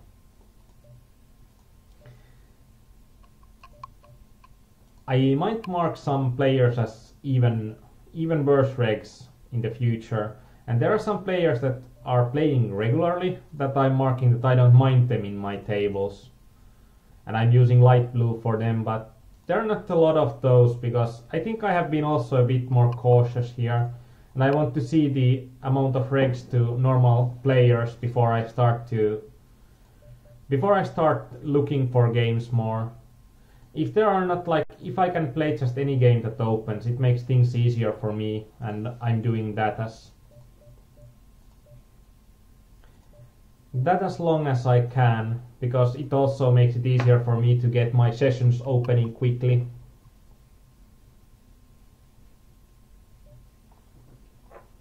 But even a bad reg is going to take away some of my equity. And here I saw like one table with 6 marked regs, and it starts to be on the edge of, is this going to be a profitable game or not? Because even with 5 regs, usually the 4 spots in that game are filled with players that don't know what to do. So, and that makes them, I think even 6 reg games are profitable that way. Well, there's that one player, SGSS, who called preflop raise with deuce 5 off. Sounds not that good of an option. Which table? On the bottom right, where you have 10s at the moment. If someone does something stupid, if someone is having stats that are, well, stupid, and then it's also playing stupid, like now on the stack I noticed the player Mokkapulli just using weird bet sizes, and I think that we are going to try to catch some value on his, probably he's having an overpair, but when there's a king hitting, he's going to be losing the pot. And we'll see. No, he had a king. A really bad king. Yeah. That's the problem when you have a king but a lousy kicker. You cannot get rid of the hand if you hit the king, but you are most of the time in a bad shape anyway. That's one reason why you shouldn't play all the aces you are dealt. Ace with crappy kicker is something you get into trouble with. Yeah, and actually that's something that most of players that I have been privately coaching that have been like beginners or a bit more advanced, I think the number one mistake they are making is playing aces and not getting rid of them if they are hitting an ace. That they are like, if they hit an ace, they are going for broke with, and if you are going for broke with something like ace 8 off, then you are losing money in the long run.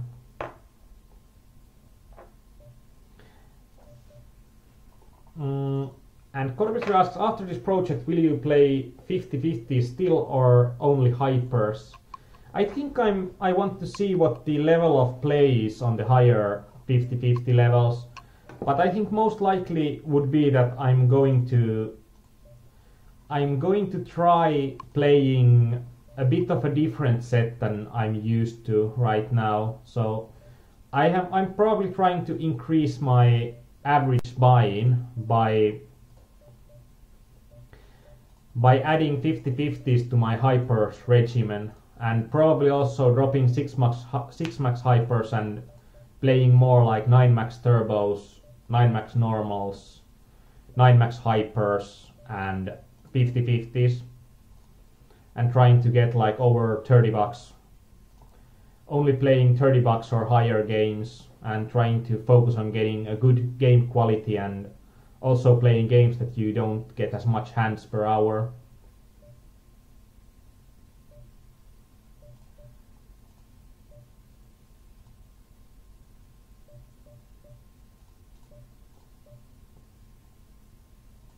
And Keleon, generally I agree with you, but I think there is a difference in the games that you are playing, because in the earlier levels, if you are a micro level player and you are 3-bet bluffing with crappy aces, you are going to get called a lot of the time and you are still unsure on the flop on what to do.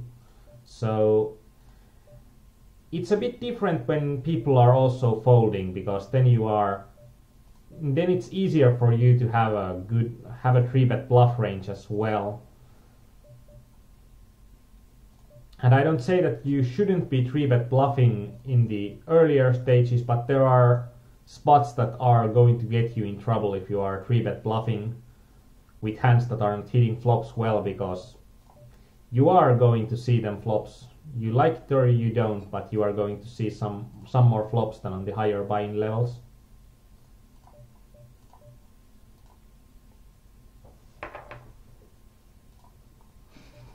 Now Calleon is worried that he will be meeting you in the higher turbo games 9 max.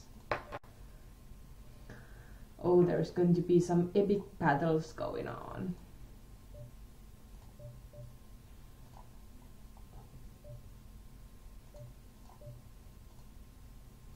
And as you can see, when I haven't still dropped a game after I got the 20 games going, it's going to be like faster and faster all the time that I need to act, because there are players dropping out of the games, and I lost the profitable c-bet spot probably there, so it also increases the amount of mistakes I'm making.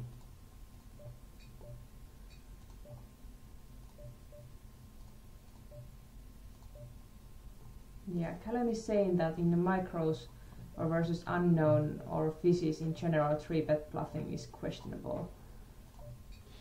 Yeah, that's what I was trying to say, and also it's a bit different on when you are comfortable with post flop and you are thinking about opponent ranges and how they are hitting flops. I think then it's going to be good for playing more hands, and especially even playing hands out of position and not being that afraid of the post flop. But in general, for the starting players, I think it's quite wise to avoid playing weak aces until they learn enough post flop to think that how good their pair of aces is in a relative level, about like relating to the ranges of the players in the hand, and also relating the board texture.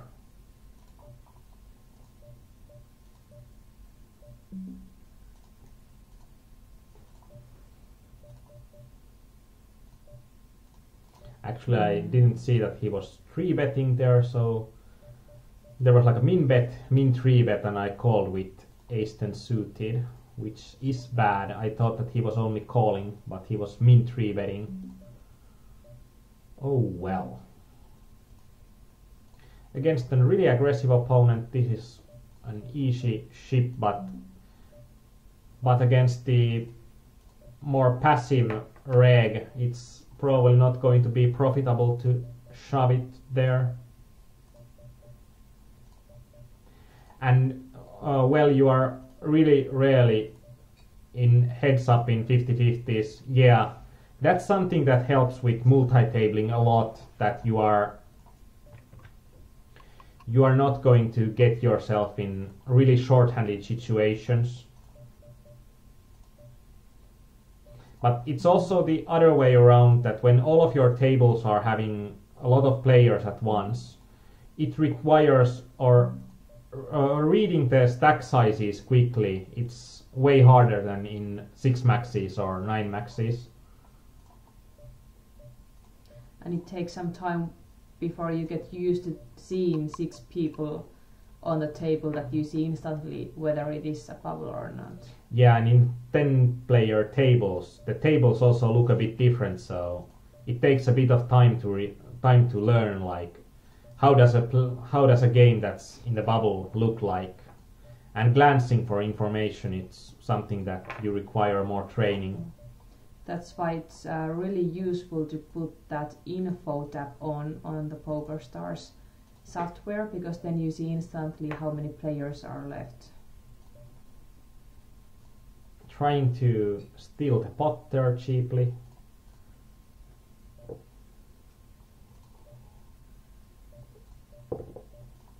Calleon has been in a situation where there's been 4 players all in with with their stacks when six-handed, and that's quite nasty. But it happens sometimes. I have seen that as well. But the cards really has to be dealt carefully for that to happen. Or then there has to be maybe two fishes who are just ready to put all in any situations. But usually when there's a six-handed table and there's four people all in and you are not one of them and you are a small deck, you are just... Interesting spot in here. I have no idea what his range should be, that it's... And that's why I do something good. I'll mark the hand. And because he's not that good of a player, it's a different thing than what his range should be and what it would be. Yeah, should and would are different verbs for sure in these games. In the $7 hypers, you probably wouldn't believe what I have seen for the players. Like, there have been some situations that really require creativity to just like trying to understand on what the players are, what the players can even think about in the situation that they are calling.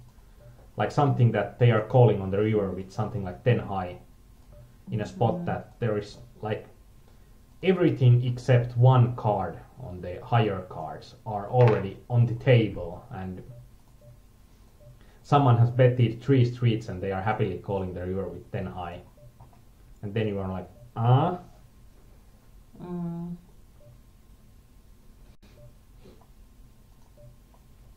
And then it's like, what? Yeah, like... yeah, like what? What? And we are going to be shoving it in here. I don't think that he's having that good of a hand. And also, when he's having the Scrooge McDuck as his avatar, I think it's going to be good because he's having a lot of money, and if he's marked as a player that I want to play more against, I hope to see him in the higher level 50-50s as well. Because if he's Scrooge McDuck, he's going to have a lot of money. Because we believe what people say in their avatars.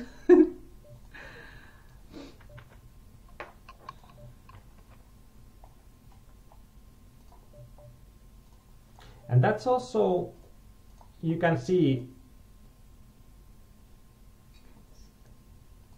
yeah, I'm having just like huge lags here. I think it might also be a problem with also capturing this many tables.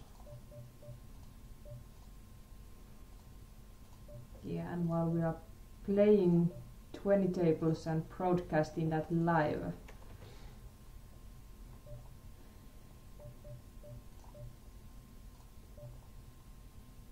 But as you can also see that I'm using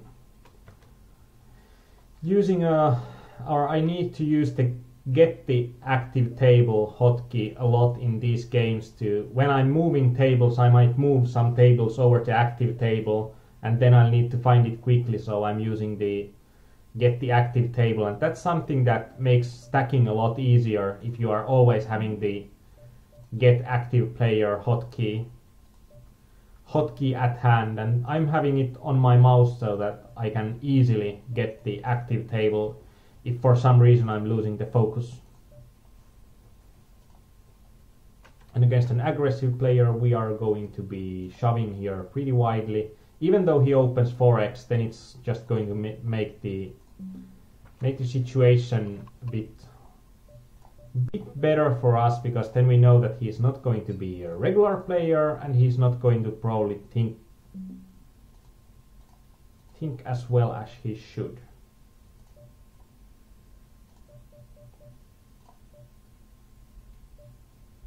And Callan probably posts about an interesting spot, but I'm now I'm flumbering with these tables and these lags, so I'm having hard time hitting my mouse to the right position.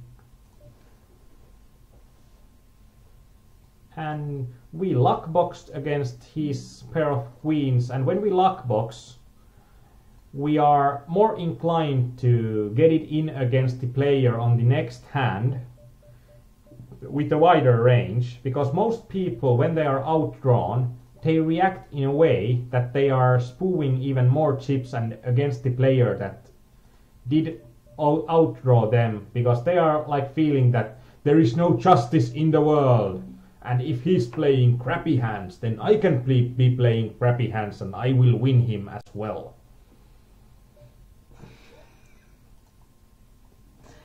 Booyah.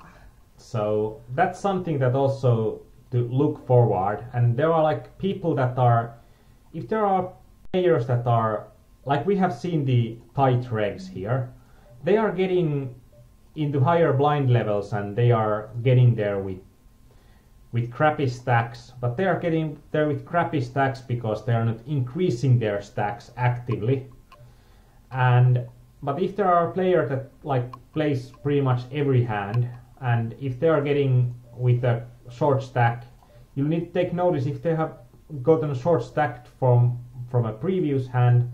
I think there is a good possibility for them to start spoofing on the next hand,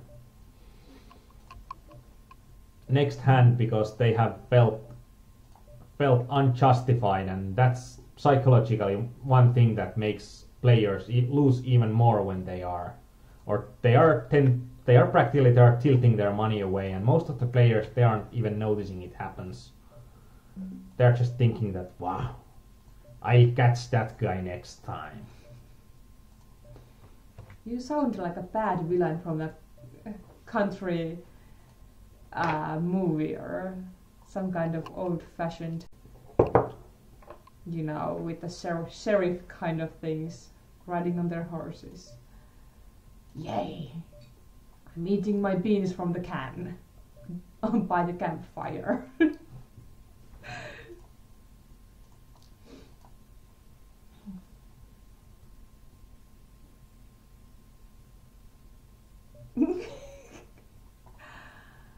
And now I'm hurting Callion's feeling when I'm having such a short amount of tables and I don't have time to read short comments. Oh, I'm sorry.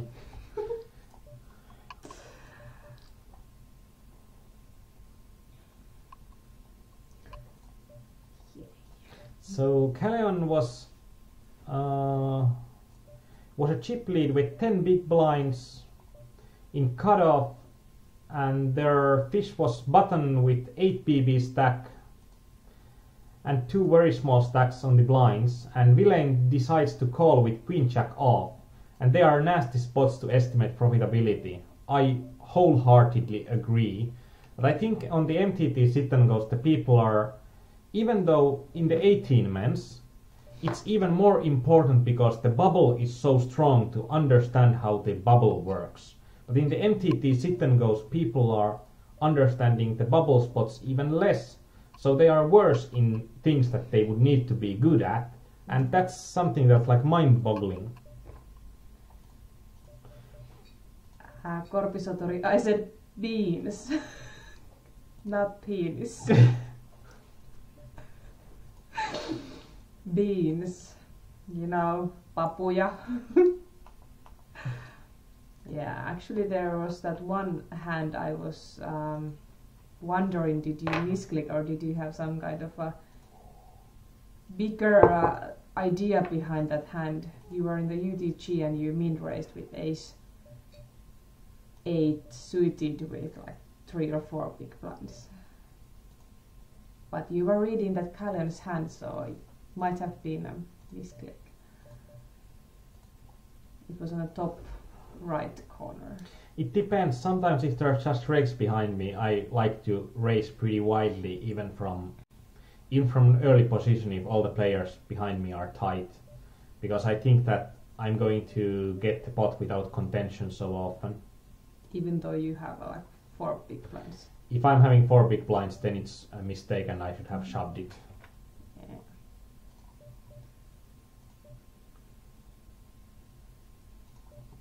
But that's like, for Korpisuri, that's like the miss here of the day. or the decade. Yeah. I'm sorry if my pronunciation is not perfect at all times. It probably is not, and I try to speak as clearly as possible, but unfortunately it's not happening all the time. But if you hear me saying something like that, you should know it's probably not the case.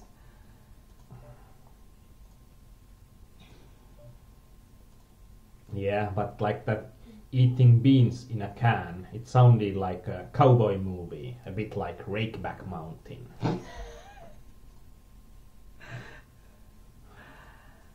Beans from the can. But we are not yet arriving on the Rakeback Mountain because we are winning more on the games that we are winning with Rakeback. So, like now I'm at like somewhere around $1,000 winnings, and I have gotten something like $150 from the FPP hypers, and I have played like hypers for a long time, like a bit over a year now, and that's the game that I have been failing most in. Just like, no, I just forgot how to play hypers in the meantime. Like, we are trying to get to nothing to spoo out here with kings.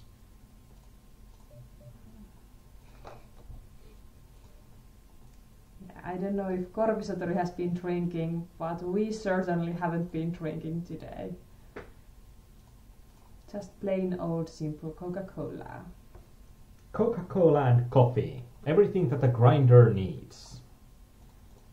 A grinder is a machine that's able to transform coffee into VPPs.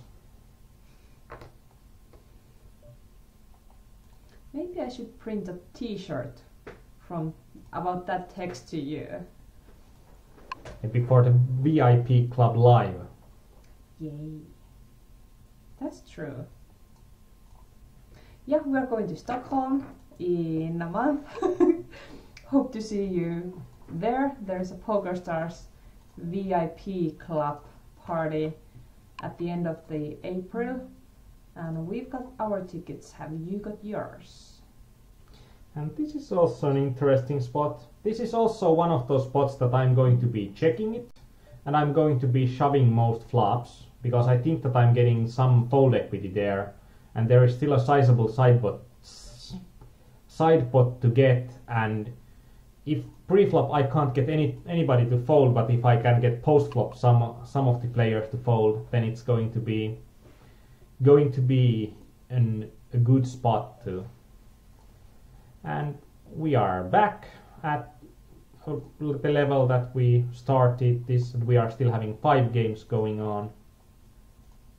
So we are probably losing a bit this session. Nah, we are having huge stack in a $15. We are not losing.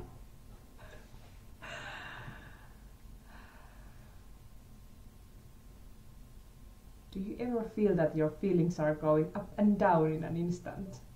That's how poker is described. True. Don't hate the game, hate the player. No.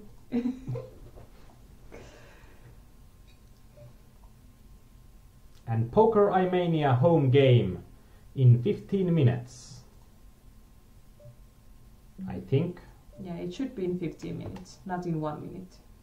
And we are losing a huge spot against Winterest. So you did mark him as a wreck after seeing some of more games and more hands, so your hunch was right. Yeah, and also nothing, because he's increasing his aggression so much on when it's getting 6 and 7 handed. Then it doesn't matter that much that he's such an it in the first stages of the game. So these are the final 4 games, and we would need to cash at least $70 to be about break even, and something like 7s or 8s I would have been calling there. And that's something that's unconventional in for a sit and go player because there are two huge stacks. But when there are two huge stacks, then the focus shifts on just survival to accumulating chips. And I don't know, on my end there are 0 dropped frames, so everything should work great, I hope. So it might be your connection, it might be Justin.tv, and that's a bit bad because we just can't, if Justin TV acts up, there's very little that we can do. And we got money with a huge stack on that $7 game. So we are getting more and more money, and we'll see what's the end results of this set. We are having a live. And more, we are getting more money. More. And we need to cash only $10 more to have a second winning session, that this time with turbos.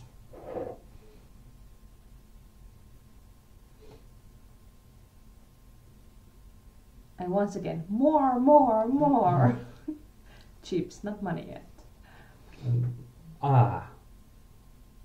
We are out of number 3 in here to get some monies. And here I think we are having quite good probability in getting a big stack. And when we are getting a big stack, then we are going to be loving it.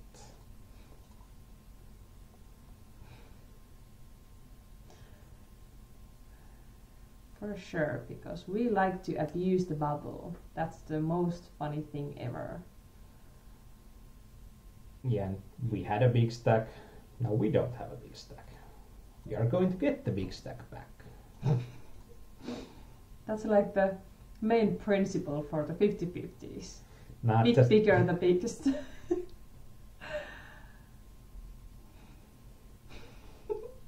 So every time the broadcast gets out of the hands, it's like big wins time. Because this is one spot that I think that you can't make a dead man afraid of his life, or you can't make a zombie afraid of his life. Like, he's practically dead already. Like, we can't make him afraid for losing this game because he has pretty much already lost, so we are not having any fold equity against him, even though it's the bubble. But if there would be like blood in here and matcha with such a short stack in here, it would have been a different situation, and we could have been shoving with a really weak hand there. Congratulations, Galleon. That sounds good. You just got 2k milestone. 200k milestone. And I think that also means that you are not currently in the Supernova Elite pace, but you are pretty close to the Supernova Elite pace, I think.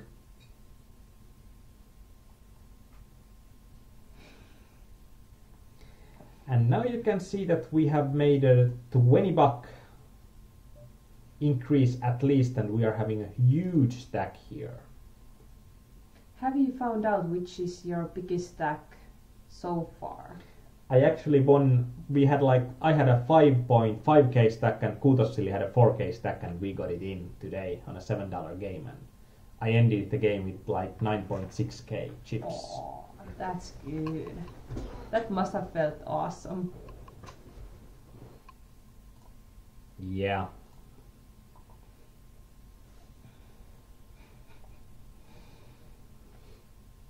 But I think Kutossili is getting closer and closer. I think he's just something like $700 away from me right now, so it's going to get close.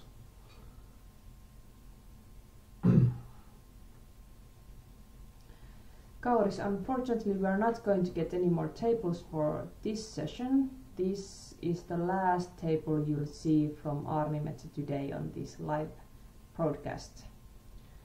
And if you have any questions, now it's a perfect time when we are having just one table remaining.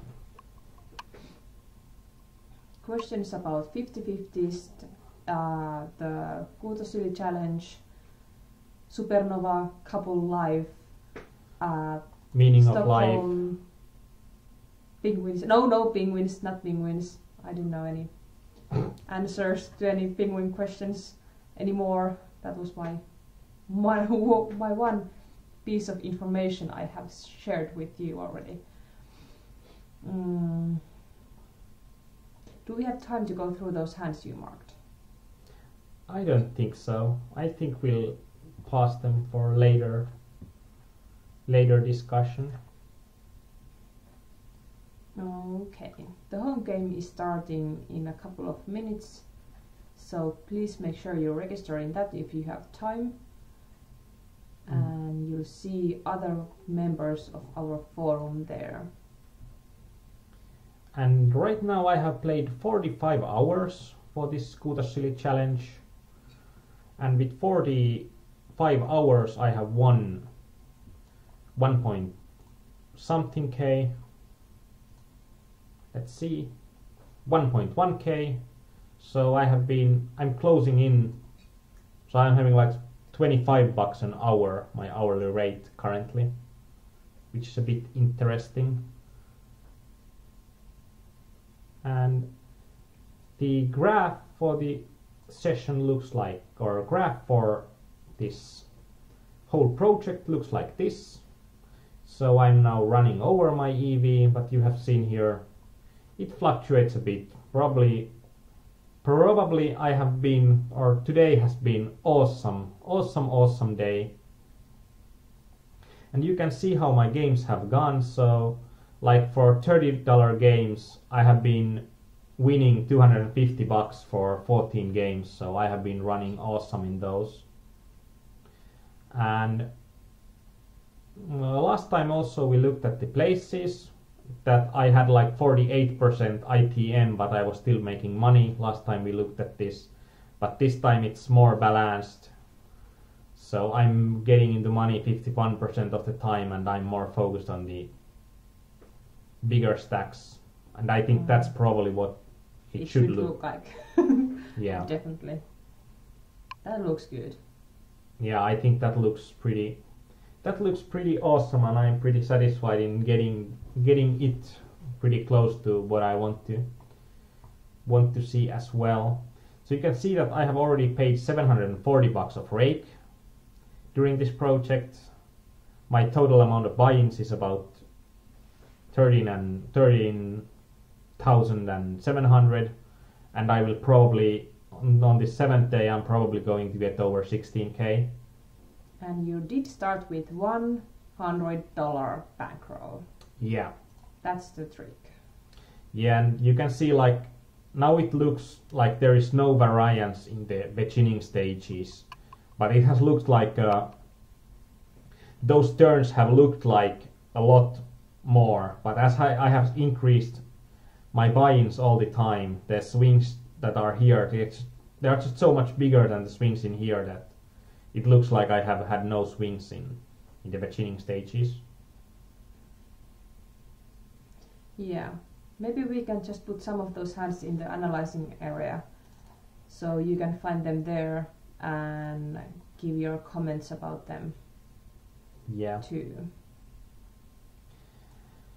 And I think this $110 for one game, this is the most amount of money I have had, and that has been by winning a $30 game with 8.7k chips. So that's actually a pretty nice amount of money for a $30 game that looks like a double or nothing. And Markus is soon earned a free beer. If you come to Tallinn to join that, it might be even 2. Yeah, in the Tallinn's Casino Olympic, I think you might get even 2 beers for the money. And actually we should also show today, because I think it's going to look awesome. Oh well. Oh well, hard to be this good. But I think this is also pretty interesting because these are the games that I need to grind a lot during the next times, and I'm probably trying to aim to play more of those normal speed games because I think my ROI is going to be so good in those that I'm going to be aiming for. And I think that I should be aiming for something like 80 cents a game. And Calleon, I'm thinking that as well, that it has been very nice dollars an hour considering stakes. And it has been, but you have also seen that I have been running good. I think that the EV looks like I have been with the red line, I think I have been somewhere around $15 to $17 an hour. And even that's good, and it's also that I haven't been grinding all the time because we have been doing these broadcasts. This is 4th or 5th broadcast that we are doing during this project, and I'm playing less tables during the broadcasts, so it might have even been a bit more. Running like God, and Calleon is now afraid because I'm running good. I'm running good in the games, and he bet against me, and that's going to be a costly bet for him, it looks like. But you never know what's going to happen, so stay tuned. Yeah, and next week hopefully we'll see some high stakes 50-50s if we continue or carry on running good. So that's it for today. There's going to be a home game in 1 minute, so hope to see as many of you on the home games as possible. I'm not going to be joining because I'm going to be grinding 50-50s as much as I can to catch that kuutossilli. And thanks everyone that was here during the coaching session, and thanks for everyone that's just chatted here. It's always nicer when there's an active rail during the sessions. And if you are going to sleep, well, have a good night, and if you are playing poker still, may the best of luck be with you in the tables. We are Dayah and Aarnimetsa from Poker Aarnimetsa. Thanks and good night.